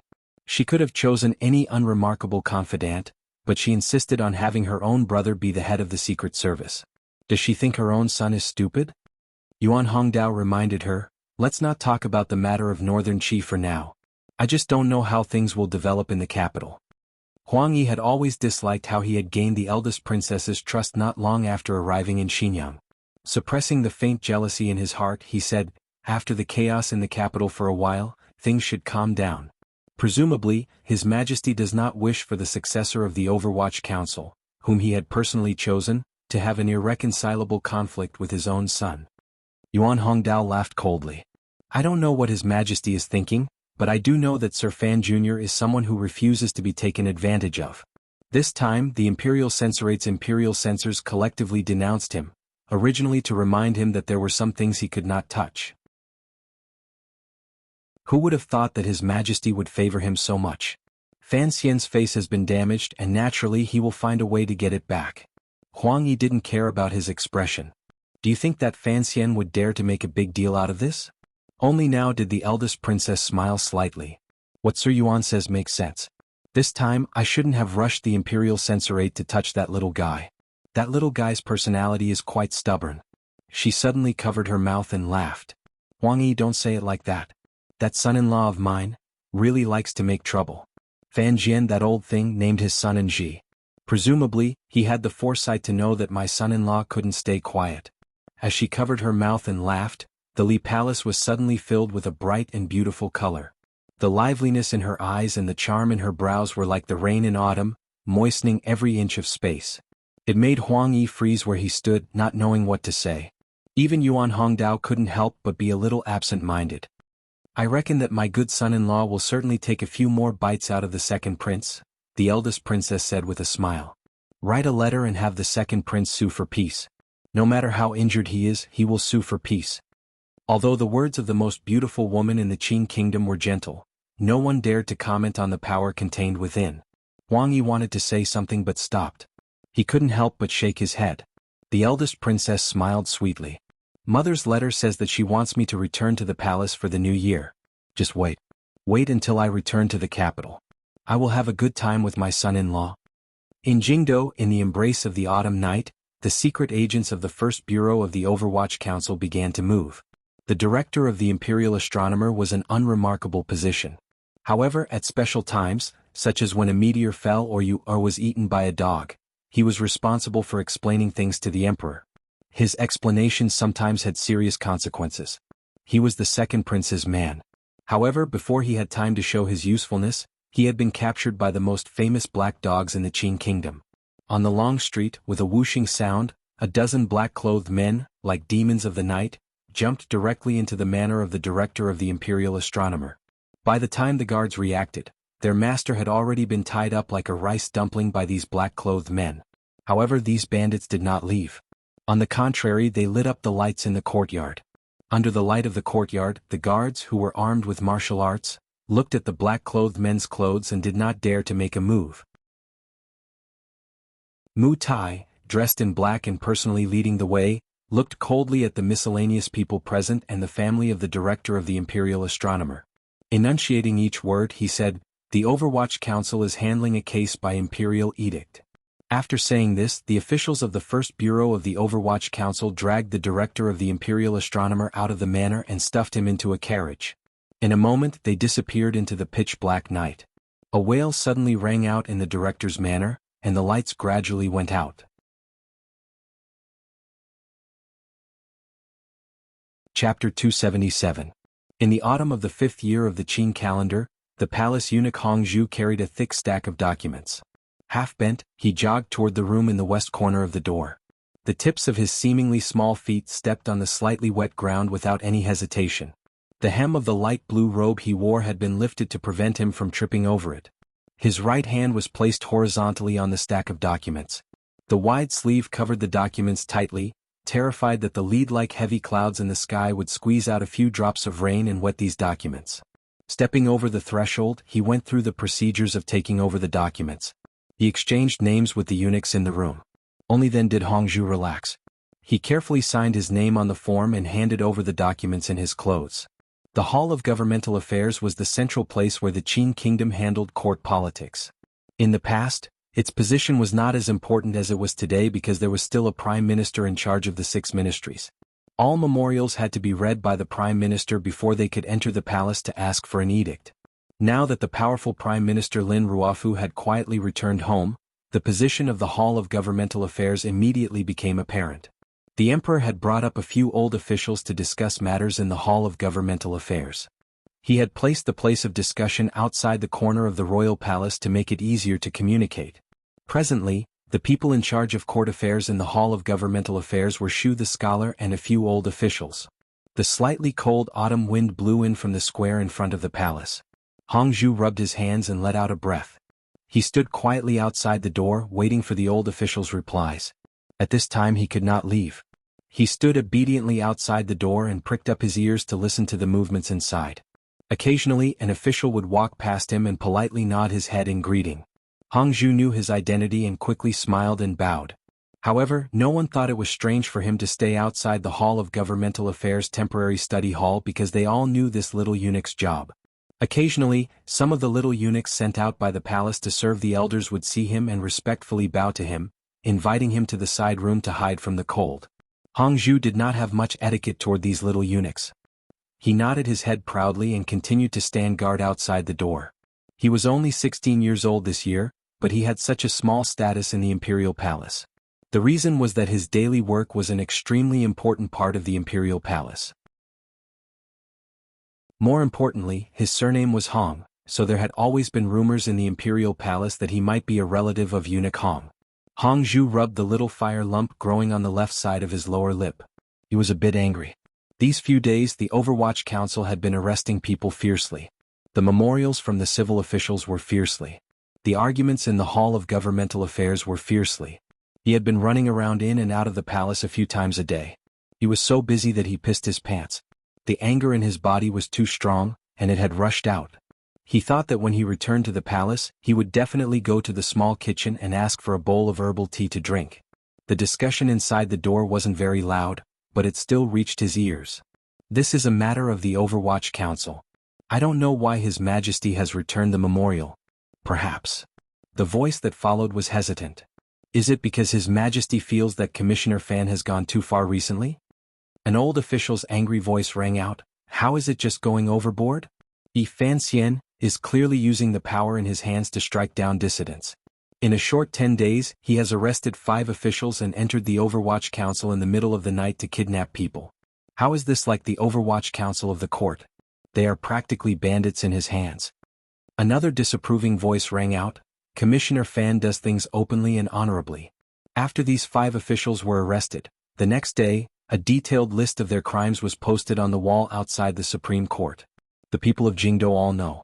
I think Sir Yan's words are a bit excessive. The First Bureau of the Overwatch Council does such things as supervising the governance of officials. What does it have to do with striking down dissidents? I think it is because those 5 officials did not handle matters properly that there is such trouble. The old official surnamed Yen said angrily, not striking down dissidents? Then why did the Overwatch Council suddenly make so many moves after the Imperial Censorate reported him last time? That person smiled coldly and said, if it was a strike for revenge, why did Sir Fan Jr. not make a move against the Imperial Censorate? That is because His Majesty is wise and strictly forbids the Overwatch Council from participating in the Imperial Censorate's affairs. That person's cold laugh appeared even more disdainful. Then dare I ask Minister Yen, what is the relationship between the Imperial Censorate and the Imperial Censorate? If Fan Xian wanted revenge, why did he arrest the director of the Imperial Censorate? The Minister of Appointments Yen Hongshu's words were cold for a moment. After a moment, he said in a cold voice, no matter what, we can't let the Overwatch Council make matters worse. If they continue to arrest people like this, will they have to arrest all the officials of the court? That person said mockingly, you can rest assured, Minister. The Overwatch Council does not have the power to act against officials of the 3rd rank and above. The hidden meaning in these words was a bit sinister, implying that the Minister of Appointments was not upright, which was why he was so angry at the Overwatch Council's investigation. However, there was a limit to the Overwatch Council's power. Officials of the 3rd rank and above could not be touched. Yen Hongshu's angry voice immediately reached the ears of the young eunuch Hongzhu outside the door. How absurd. Are you going to watch the Overwatch Council grow from now on? The person who had spoken first began to act as a mediator. Warmly he said, don't be angry, Minister. Xiaoqin, don't say anything else. The Overwatch Council can only investigate cases. Unless specifically approved by the Emperor, they cannot judge cases. These officials. He coughed and said, whether they are guilty or not will be decided after the Supreme Court has examined them. It's just that His Majesty's intention is very clear. The few of us must have an opinion. The person called Xiaoqin rushed to say, council affairs are matters the Emperor personally manages. As an official, I dare not comment too much. Minister Yen said angrily, I think this trend cannot be allowed to continue. If Fan Xian is allowed to do as he pleases, do you all really want the Qin court to produce another Qin Pingping? Hongzhu, who was standing guard outside the door, stood on his tiptoes and clearly heard the conversation inside. A cold smile rose to the corners of his lips. He thought to himself, the relationship between the Emperor and Director Qin is not something you civil officials can compare to. Just as he was thinking this, he saw the advisor of the Bureau of Military Affairs, Qin Heng, push open the door with a cold smile on his face. He quickly went forward to curry favor and said, Sir Qin, I am in a hurry to return to the palace. When can I get it? Qin Heng was over 30 years old. He was the biological son of the Bureau of Military Affairs, General Qin. Last year, during the war against Northern Qi, he had been the commander of the Qing army at the time. Given his seniority, it was not enough for him to enter the Hall of Governmental Affairs to discuss matters. However, after the last strike, General Qin had claimed illness and did not appear in court. The Emperor had specially ordered Qin Heng to enter the Hall of Governmental Affairs to discuss matters. It could be considered a generous gift to the Qin family. It also showed that the Qin kingdom still attached great importance to military service. General Qin of the Bureau of Military Affairs claimed illness and did not appear in court. Originally, the officials thought it was because the Qin family could not bear to see the commissioner of the Overwatch Council Fan Xian's popular arrogance in court. However, Hongzhu heard Qin Heng defend Fan Xian at every turn, and he couldn't help but have some misgivings. Qin Heng glanced at the little eunuch and smiled. Let them argue all they want. In the end, no one will dare to go against the Emperor's will. You don't keep eavesdropping. In any case, even if you were given 18 guts, you wouldn't dare to take it as a joke to others. Why bother keeping it to yourself? Hongzhu lowered his eyes and smiled. He watched as the most popular military figure in court disappeared into the entrance of the guest room. He shook his head in confusion. Before long, the Hall of Governmental Affairs discussion, or rather, argument, finally ended under the mediation of Shu the scholar. The various officials tactfully wrote down their opinions on the documents, asking the Emperor to be more careful about this matter. After all, although the 5 officials who had fallen from their horses were not of high rank, they were all old people in the capital. As the saying went, all things grieved for their own kind. These civil officials did not want to see the Overwatch Council pull them down so easily. Thus, Hongzhu carried the documents again and lifted his light blue palace robes to his waist. Using his sleeves to cover the documents, he stood on his tiptoes, arched his buttocks and jogged toward the palace. From the temporary residence of the Hall of Governmental Affairs to the royal study in the palace, it was all under the clouds. In everyone's eyes, under the protection of the palace guards, there was no need to worry that someone would harm the Qin kingdom's most important documents. Hongzhu was particularly pleased as he ran. Along the way there were a few serving girls who greeted him with affectionate and gentle voices, but he had no time to pay attention to them. He also ignored the fawning gazes of the little eunuchs. Running outside the royal study, Hongzhu calmed his breathing and pushed open the door with his eyes lowered. He carefully and gently placed the documents under the desk. The emperor, who had been frowning as he read the memorials from the south, picked one up and read it. His frown grew tighter. His thin lips suddenly opened and he said in a cold voice, "These mediocre people. Shu Wu only knows how to laugh. Yin Hangshu on the other hand has some guts. The boy from the Qin family is not bad." Hongzhu did not dare listen to these thunderous words of the emperor. He stood silently to the side, his heart very nervous. The emperor waved his hand. It was as if a heavy burden had been lifted from Hongzhu's shoulders and he left the royal study. Today's matter was over. He followed the cobblestone path and made a few turns before coming to the side of Taiji Palace. In that side room, a few eunuchs were cracking melon seeds and playing. Seeing him come, they quickly invited him to take a seat and asked with a smile, "What's so strange about today?" Hongzhu's face carried impatience as he said, "Isn't it just listening to those elders quarrel every day? What's so new about it?" These eunuchs quickly flattered him. Eunuch Hong goes back and forth between the royal study and the Hall of Governmental Affairs every day. The important matters of the Qin court are all happening under your eyes, so naturally you don't find it new. Another one joined in the fun and said, "Of course, if you want to talk about the vital parts of the Qin court, they are all held in Eunuch Hong's arms." No matter how proud Hongzhu was, he still had a bit of wariness. He quickly put on a serious expression and said, "What nonsense are you saying? I am nothing more than a servant."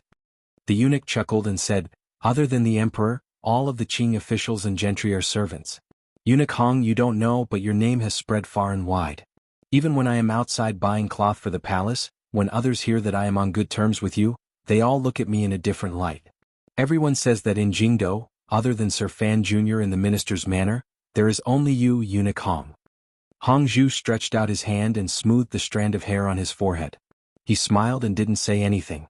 Although he knew that he and the world-shaking Sir Fan Jr. were not on the same level, everyone loved to hear flattery, particularly when he was mentioned in the same breath as that person.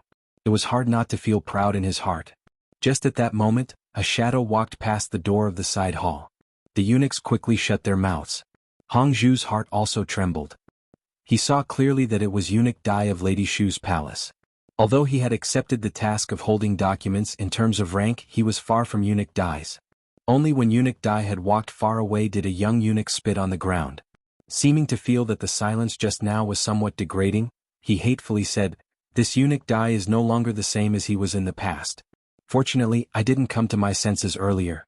Why should we pay attention to him when he is in such dire straits?" Hongzhu's heart jumped and he asked, "What happened to Eunuch Dai?" The young eunuch's eyebrows danced as he said, "A few days ago the imperial censor accused Sir Fan Jr. and pulled out Eunuch Dai. Although in the end the emperor beat the imperial censor with a rod, Eunuch Dai was also punished. Now I hear that not only has the emperor taken away Eunuch Dai's task of announcing imperial edicts, but even Lady Shu is preparing to kick him out of the palace." To the side, another person said to Hongzhu in a fawning manner, "Back when Eunuch Dai was popular, he beat and scolded us of the lower ranks. Now that he has lost power, who would want to pay attention to him? He is like an autumn leaf that has fallen into the mud. How can he compare to a fresh branch like Eunuch Hong?" Hongzhu listened to these fawning words that were becoming more and more unbearable and vulgar. He furrowed his brows and casually said a few words before quickly walking out of the side hall. He hurried along the palace's giant pillars and finally saw Eunuch Dai's somewhat dispirited figure in front of the stone door leading into the rear palace. He quickly ran forward and said in a fawning manner, "Eunuch Dai, I saw you from afar. I quickly came to pay my respects." Eunuch Dai glanced at him with surprise. Recently, it was rare for the little bastards in the palace to be as courteous as this person. He knew that Hongzhu had been working in the royal study and was gradually becoming popular, so he found it increasingly strange. Hongzhu did not say what was going on. He only skillfully fed each word of compliment to the other's heart, making Eunuch Dai very happy. Only then did they part. Watching Eunuch Dai disappear into the depths of the rear palace, the young Hongzhu revealed a pleased smile at the corners of his lips. Everyone else thought that Eunuch Dai would lose power, but Hongzhu did not think so. Since Eunuch Dai had connections to Sir Fan Jr. outside the palace, he would certainly stand up again. Hongzhu, this young eunuch, did not have much confidence in Eunuch Dai, but he had incomparable confidence in Commissioner Fan. Recently, he had been able to hear the discussions between the royal study and the Hall of Governmental Affairs every day. He knew just how popular Sir Fan Jr. was. The first bureau of the Overwatch Council had arrested 5 officials within 10 days. The Emperor had maintained a neutral stance. No matter how strong the opinions of the Hall of Governmental Affairs were or how strong the backlash was, they were unable to touch Commissioner Fan at all. 10 days and 5 officials. Although they were all third-level and below officials, as a eunuch deep in the palace, Hongzhu knew very well what kind of boldness Sir Fan Jr. needed to make such a big ruckus. He also knew what kind of backer stood behind him. He was often in the royal study and knew very well that this backer was the Emperor of Qing Kingdom. Hongzhu touched the acne by the side of his lips that was about to burst out. He was incomparably envious of the Sir Fan Jr. outside the palace who was the center of attention. They were both young people, how could the difference in their lives be so great? If he could use Eunuch Dai's connection to attach himself to Sir Fan Jr.'s side, that would be wonderful. The fall of the Imperial Astronomer, Ministry of Appointments, and 5 officials in a row caused the darkness of the Overwatch Council to once again envelop Jingdo. However, the people of Jingdo did not care much about these things. In any case, the unlucky ones were all officials. What did it have to do with them? In officialdom, the evaluation of the first bureau of the Overwatch Council leaned toward the negative side. Other than feeling that it hurt its own kind, there was more that it did not understand. No official could understand why the young Commissioner Fan would make a move against these seemingly unremarkable officials. Other than a very small number of people, no one knew that these fallen officials were all important pawns in the Second Prince's secret system. Many people thought Fan Xian was taking revenge. He was angry at the Imperial Censor's collective complaints. However, he was hindered by the Emperor's strict edict and could not act against the Imperial Censorate. Thus, like a rash man who had been provoked, he held a 7-caddy butcher's knife and roared on the long street. He cut down anyone he met, particularly young children who had no power to protect themselves, to vent the gloom in his heart. However, Commissioner Fan Xian, from his behavior in the past 2 years in the capital, should not be such an impulsive and brainless person. Fan Xian sat in Xingfeng restaurant with a smile. In his right hand, he held a pair of chopsticks and stirred the red noodles, which were covered in meat sauce and tempting saliva. In his left hand, he held the case files that Mu Tai had presented to him. These cases had been investigated very quickly. He had prepared well, and the first bureau's evidence was very solid. It seemed that even if he were to send them to the Supreme Court or the Ministry of Justice, there would be no problem. Before he began this operation, of course, he had first asked his father and the old cripple. The 2 old foxes had expressed their silence, and so Fan Xian knew their attitude. This was something that had to be done. He had to make the Second Prince feel pain. He had to make him more cautious when listening to Xingyang in the future. At the same time, it would save him some trouble. However, the Second Prince's reaction surprised Fan Xian. After He Zongwei had been chased out of the manor, he did not send anyone else to ask for peace. Presumably, the prince's dignity and self-restraint made him stop any further contact. However, the other party also did not launch a counterattack. There was something strange about this matter. What kind of place is Wangyue restaurant? Fan Xian asked curiously. An obscene expression appeared on Mu Tai's face. Fan Xian laughed and scolded him. You are so old. Be a good boy and go home to your grandchildren. Don't keep thinking about such things. Mu Tai's face was bitter. Although Wangyue restaurant is a brothel, it is one of the newest establishments in the capital this year. The first bureau secretly investigated and found that there must be an important figure behind this place. Recently there has been a lot of activity there. It seems that someone is secretly planning something. Fan Xian had no interest in brothels. Lujing River was under the influence of Li Hongqing, the heir of King Jing. Although he was secretly fighting with the Second Prince, he did not want to have a falling out with Li Hongqing. They were friends, and who knew what would happen in the future. But he was very interested in what Mu Tai had to say. An important figure? How important? Mu Tai thought for a moment and then said, This brothel has an evil air to it. is very daring and it does all sorts of evil things. Within a few months, it has forced a number of women to their deaths. Seeing Mo's silent attitude, I'm afraid the person behind it must be a prince. Fan Xian was silent. He did not know whether it was the crown prince or the second prince who was behind Wang Yue restaurant. The great prince only liked to compete with people in the military, and His Majesty rewarded him generously. For the time being he had no need for money. Under these circumstances he could not afford to offend everyone at once. Thinking that the second prince was more likely, Fan Xian felt a bit more at ease. He said to Mu Tai, "Find some time to investigate. If it is as you say that this high-class brothel is used by the great prince to contact the officials in the capital, then send a few people in." Mu Tai shook his head. "That place is tightly controlled and it is newly opened. It will be difficult to get in. Also, the Overwatch Council only monitors the officials. They can't do anything to the merchants and the common folk." Fan Xian looked at him angrily. The council may not be able to control the prostitutes, but it can control the yamen that controls them. In any case, keep a close eye on it. There was something he did not say to Mu Taiming. The second prince was too modest and quiet. Fan Xian always felt that he was holding onto a trump card, waiting to play it out at some point. After taking care of business, he did not return to the manor. Instead, with a headache, he sat in a carriage and went directly to King Jing's manor. Today the entire Fan family was at King Jing's manor. For King Jing's birthday he had not invited any guests. He had only invited Minister Fan's family. This kind of affection and care was right there. No matter how much Fan Xian did not want to see Li Hongqing, he had to make this trip. Walking into the manor, the first thing Fan Xian thought of was that a year and a half ago, he had once recited Lao Du's poem by the lake in the manor.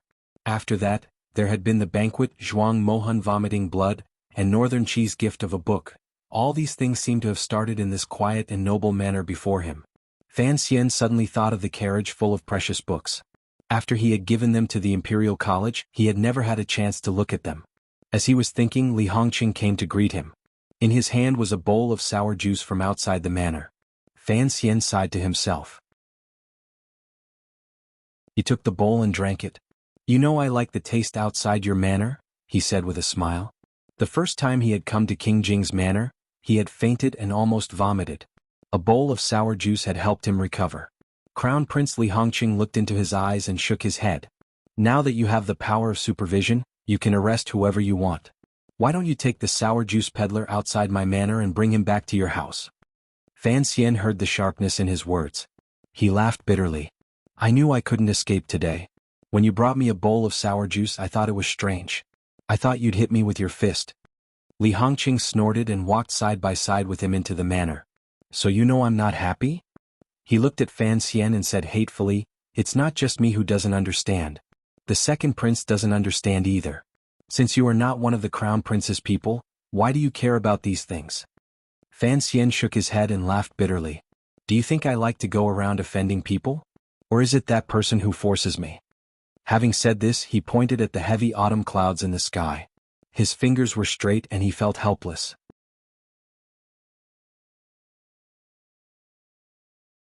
Chapter 278. I'm an idiot? Crown Prince Jing looked into Fan Xian's eyes seriously. "Please tell me that I really am an idiot." Fan Xian did as he asked and said seriously, "I think in some ways you really are an idiot." Li Hongqing was talking about Fan Xian's finger pointing up at the sky. Fan Xian was talking about the prince's insistence on participating in the prince's battle for power. The autumn grass in the manor was neat and tidy. It did not give off a poignant feeling. On the contrary, it was like a yellowish blanket spread out on both sides of the road. Fan Xian knew that this was what King Jing, who loved gardening, worked hard every day. He pointed at the grass and said, "Look, this is life." Li Hongqing laughed mockingly. "If you are willing to tend the garden at home every day, I will have the second prince give you a few thousand mu of land in Jiangnan." Fan Xian shook his head in distress. "I told you, these recent events were not my idea. You didn't believe me." Li Hongqing had a warm and sunny face, but at this moment, he was shocked by this news until his brows gradually furrowed. If the recent movements in the court were not Fan Xian's viciousness, but the emperor's secret plans, then this matter could not be good. Was the emperor no longer as fond of the second prince as he was in the beginning? Fan Xian glanced at him. "Of course I have my own selfish motives. You should know that I have no good feelings toward the second prince." Li Hongqing furrowed his brows.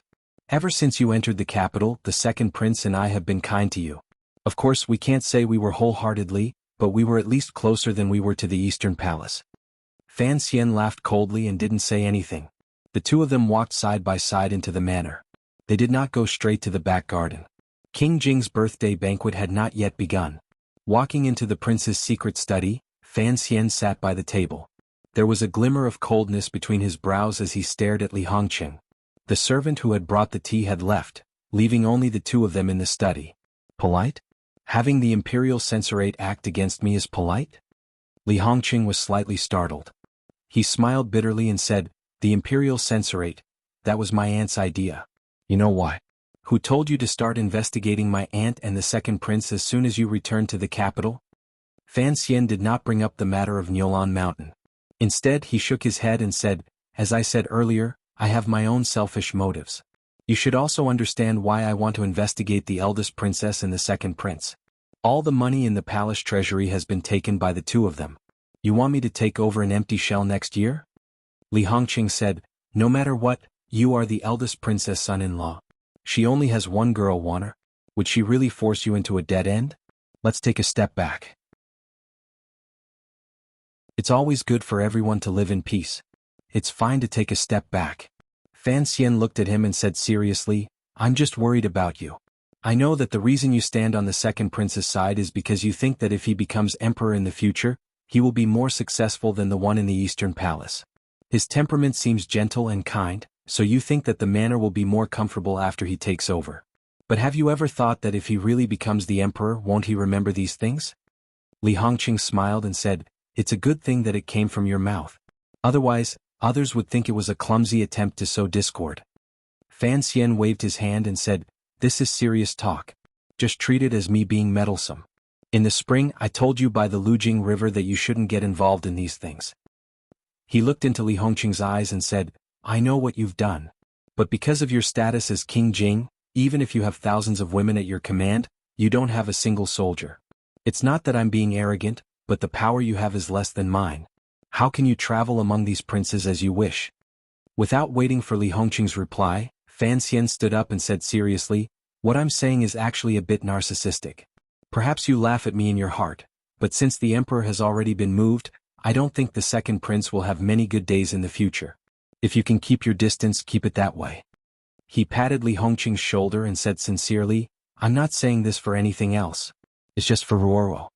Li Hongqing was silent. Although his face was expressionless, his heart was moved. After a moment he said quietly, "You don't understand the second prince. He was forced to do this. Besides, he and I are friends. I can't let go." Fan Xian shook his head and didn't say anything. King Jing's birthday banquet began. There was a large, round table with flowers and all kinds of expensive dishes. King Jing sat at the head of the table. His long beard floated in the wind, and he was dressed like a wealthy merchant. He didn't look like a prince, nor did he look like a gardener. Instead, he looked like a salt merchant in Jiangnan who was bored and worried about being rich. Seeing his son walk in with Fan Xian, King Jing laughed and waved for Fan Xian to come over. He said, "Sit next to me." Fan Xian was most afraid of King Jing's swearing, so he sat down with a bitter face. He turned his head and saw Wanner sitting next to him, giggling and looking at him. His sister sat next to Wanner, her face calm. Thinking of how he had shamelessly used Ruoro's name to temporarily appease Li Hongqing, Fan Xian despised himself from the depths of his bones. He raised his cup to King Jing, and then to his father and Lady Lu, who were sitting across from him. Only then did he accept his punishment for being late. There was no one else at the birthday banquet, just the Li and Fan families. But with the elders at the table, both the Crown Prince and Fan Xian couldn't help but be a bit reserved. The sumptuous banquet was tasteless. After 3 rounds of wine, King Jing was a bit unhappy. He picked up the wine pot and said to Fan Xian, "How do you manage your children at home? With you here, Fan Xian and the others don't dare to say anything." Fan Xian picked up a silky deer tail and chewed on it. He said slowly, "It's better than you. At least I won't curse in front of my children. I'll *CKU. King Jing wiped the wine off his chin and scolded, "Don't speak ill of me in front of my daughter." Princess Jing died young. There were still a few concubines in the house, but they didn't have the right to sit at the banquet table. Princess Rojia and Crown Prince Li Hongqing sat to his right. Rojia heard her father's profanity, and she secretly raised her head to look at Fan Xian. She was ashamed and angry and felt very humiliated. Hearing this, Fan Xian's face darkened. He scolded back, "Go slap yourself." Since one are married into the Fan family, this was the first time she had seen the two families sitting together. Seeing that the two elders didn't seem appropriate, she quickly pulled on Fan Xian's sleeve. Hearing her father-in-law tell a prince to slap himself, she couldn't help but suck in a breath of cold air. Fan Xian, on the other hand, was used to seeing it, so he didn't really care. Speaking of which, it was strange. His father had always been cautious and upright. It was only in front of King Jing that he would reveal his romantic and unrestrained aura, like when he slept in a brothel at night and broke a branch in the morning. Hearing that Fan Xian wanted him to slap himself, King Jing was about to say something when he suddenly remembered what he had said. He couldn't help but let out a cry of surprise. Smiling bitterly, he raised his right hand and gently slapped his own face. The slap was a little loud. Fan Xian didn't let it go. He pointed his chopsticks at King Jing's nose and scolded, "Your son is about to marry a wife, and you're not going to learn how to speak properly." King Jing said, "That was a slip of the tongue." He glared at the juniors and fiercely said, "None of you heard what I said." Then he coughed awkwardly and asked Fan Xian, "Fan Xian, how is my mother doing in Danzhou?" Lin Wan-er lowered her head to stifle her laughter. Only now did she remember why Minister Fan had dared to tell King Jing to slap himself. Her husband's grandmother's status was not ordinary. King Jing had been raised by that grandmother in Danzhou. Fan Xian's face was bitter. He thought to himself, "Why drag me into your quarrel?" He briefly talked about his grandmother's recent situation, which was nothing more than her health. He rolled his eyes and said, "King Jing, let's drink, let's drink."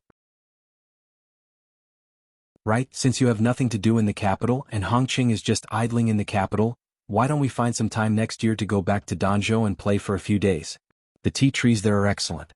King Jing looked at Fan Xian and knew what he meant. He liked it more and more. He smiled and said, "That's a good idea. I'll go to the palace tomorrow and tell the emperor, but you won't be able to go. You'll have to go to Jiangnan next year." Li Hongqing, who had been listening with his ears perked up, was shocked. He thought to himself, "Fan Xian, what a brilliant move." Fan Xian asked, "Why do I have to go to Jiangnan?"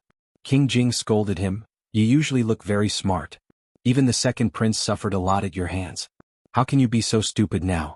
Next year you're going to take over the palace treasury. If you don't go to Jiangnan, how can you do it?" Fan Xian rubbed his head, confused. "Why do I have to go to Jiangnan to take over the palace treasury?" King Jing looked at Fan Jing and widened his eyes. "I say, Fan Jing, is your son pretending to be stupid, or is he really stupid?" Fan Jing glared at Fan Xian and said, "I had thought that although he didn't have great wisdom, he had some small tricks up his sleeve. Now I know that he doesn't even have small tricks up his sleeve." Lin Wan-er pouted and said, "My husband doesn't know that the 3 workshops of the palace treasury are all in Jiangnan. Uncle, go drink your wine. Why do you keep bringing up these boring things?" King Jing almost choked.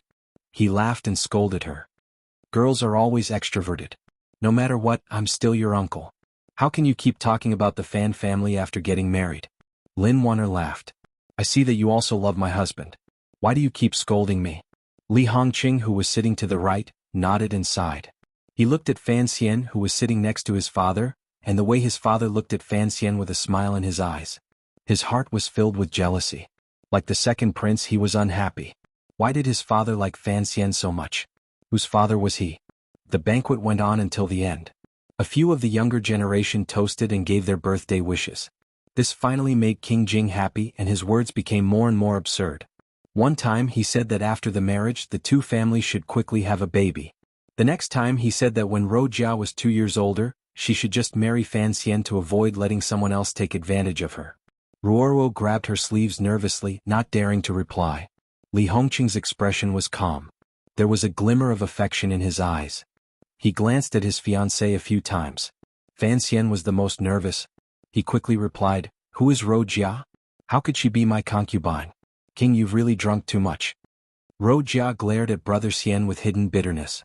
King Jing was drunk. He scolded, "The capital is full of bastards. How can I be at ease if they marry someone else? Who are they? Aren't they my daughters? Are they not good enough for you?" He turned his head to Wan-er. Do you have any objections?" Lin Wan-er smiled. "I don't have any objections. As long as you can persuade the Empress Dowager, this matter is settled. As soon as King Jing heard the word Empress Dowager, he sobered up. He remembered that his mother would not allow Fan Xian to marry both of his granddaughters at the same time. He couldn't help but curse. We have to think of something. Rojia's temperament is too weak. Damn it, not marrying Fan Xian? Wouldn't that be giving Zikong to the woman in the north? It's not worth it, not worth it. Fan Xian is so beautiful. It's not worth it to let the tigress in the north take advantage. He looked at Fan Jing in a drunken manner. What is the name of the woman in the north? Fan Jing had obviously drunk too much. He hiccuped and spoke with a hint of pride. Haitang. She is a saintess in the north. She is the last disciple of Imperial Advisor Ku He. I don't know why she has taken a fancy to my good-for-nothing son. Although he said good-for-nothing, it was clear that the old man was very proud of himself. As soon as he said this, everyone at the table began to laugh. Even Lady Lu, who had been silent all this time, couldn't help but cover her mouth. Fan Xizha and Li Hongqing laughed the most. Fan Xian was the saddest person at the table. He had not expected his father to be so unrestrained after getting drunk. He had also not expected his father to remember Haitang's name. Fan Xian felt a slight pain in his forearm, but his expression did not change. He gently grabbed Wanner's hand and raised his cup with his left hand. He smiled warmly. Drink, drink. There was another burst of laughter at the table. Even Ruoruo, who had been inexplicably uneasy, began to laugh. That Haitang? King Jing suddenly spoke. I'm afraid she is no longer Ku He's last disciple. Fan Xian had been nervous when he heard the name Haitang, but after hearing the last sentence, he knew that the things he had arranged had finally begun. The news had already begun to spread to the capital. Fan Jing nodded and revealed a puzzled expression. That is strange. That Haitang. He looked at his son and continued. It is said that she is a genius. She is the youngest superior 9th-level master in history. The people of Northern Qi say that she is a Tianmai being. With a disciple like that, what could Ku He not be satisfied with?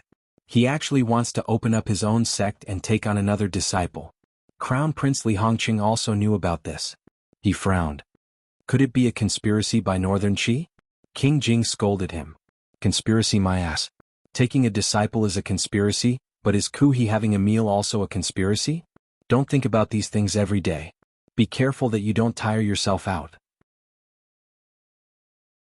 You're a grown man and yet you don't have any prospects. Li Hongqing went off to make a fortune in silence. Fan Xizha stood to the side and touched his cup with him with deep sorrow. Fan Jing couldn't bear to watch King Jing lecture his son. Although it cannot be a conspiracy, it is indeed strange. After Ku He went into seclusion for a few months, he suddenly said that he understood the will of heaven and wanted to take on 2 new female disciples. He also said something about a blessing from heaven. This is really strange. King Jing slowly drained his cup of wine. With a serious expression he said, the 4 great grandmasters are the top figures in the world. Of the 3 we know, Yi Luyun is a free and easy person who doesn't take on disciples. Although Sigu Jian took on few disciples, the sword hut opened, and this created many 9th-level masters in Dongyi. Imperial Advisor Ku He took on 4 disciples, and each one of them was a stunning talent. Fan Xian thought of Lang Qiao's soul-devouring curved knife and couldn't help but gently nod his head. King Jing continued to frown and said, but these 3 great grandmasters have not opened their doors for many years. At this time, Ku He suddenly wants to take on a disciple. This is truly a major event in the world. Although people like us do not care for the martial cultivators of the world, this is a great opportunity. If they can become Ku He's disciple, not only will their martial arts improve, but they will also be able to form a good relationship with Tianyi Dao. He sighed and said, if they can get closer to Ku He's faction through taking on a disciple, I think the rulers of the world will be very willing. Fan Xian showed a curious expression and asked, Ku He is, after all, the imperial advisor of Northern Qi. If he wants to take on disciples, he must be looking for people in Northern Qi. What does this have to do with the kingdom of Qing? Fan Jing looked at his son and said, this time, Imperial Advisor Ku He has opened his doors. Everyone has a chance. Although he is the Imperial Advisor of Northern Qi, the position of a great grandmaster is very high. If any citizen of the kingdom of Qing has the opportunity to be his disciple, I think His Majesty would be happy to see it. Fan Xian nodded to show that he understood, but he was thinking about something else. He didn't know how Haitang had convinced the great grandmaster, but it seemed that this girl was more powerful than he had imagined. After the banquet, Lady Lu went to the back of the house to talk with the women. The young people went to the lakeside to drink in the wind, but Fan Xixia suddenly disappeared. In the garden that King Jing personally took care of, he and Minister Fan were lying on bamboo chairs, squinting at the grass in silence. Lately Fan Xian has been a bit too aggressive. You should rein him in. King Jing's eyes were clear and Minister Fan's face was calm. They didn't look like the two old drunkards at the banquet table. Fan Jing softly grunted and said, "When this child first came to the capital, he said that I can't completely control him." King Jing snorted and said, "If you and I can't control him, are you going to throw him to that old cripple? That old cripple is full of bad ideas. Who knows what he's playing at?" Fan Jing smiled and said, "The old cripple was an old man from your manor. Otherwise, why would His Majesty trust him so much?" King Jing laughed coldly and said, "You guys can do whatever you want. After that matter, my heart will be in peace." He then closed his eyes and said, "Fan Xian, this child has a good heart. I only worry that His Majesty has squeezed him too much, and that it will be difficult to deal with him in the future." Fan Jing sighed and said, "You also know that I have no say in this matter." King Jing shook his head and sighed. "Let these kids play. My brother probably likes to watch this kind of drama." You're tuning in to the Dreamy Chapters YouTube channel. We're so grateful for your support, and don't forget to subscribe to join us on this incredible journey through captivating stories. Your generosity through donations truly makes a world of difference, as it's the primary source of revenue that allows me to expand and enhance this channel for you.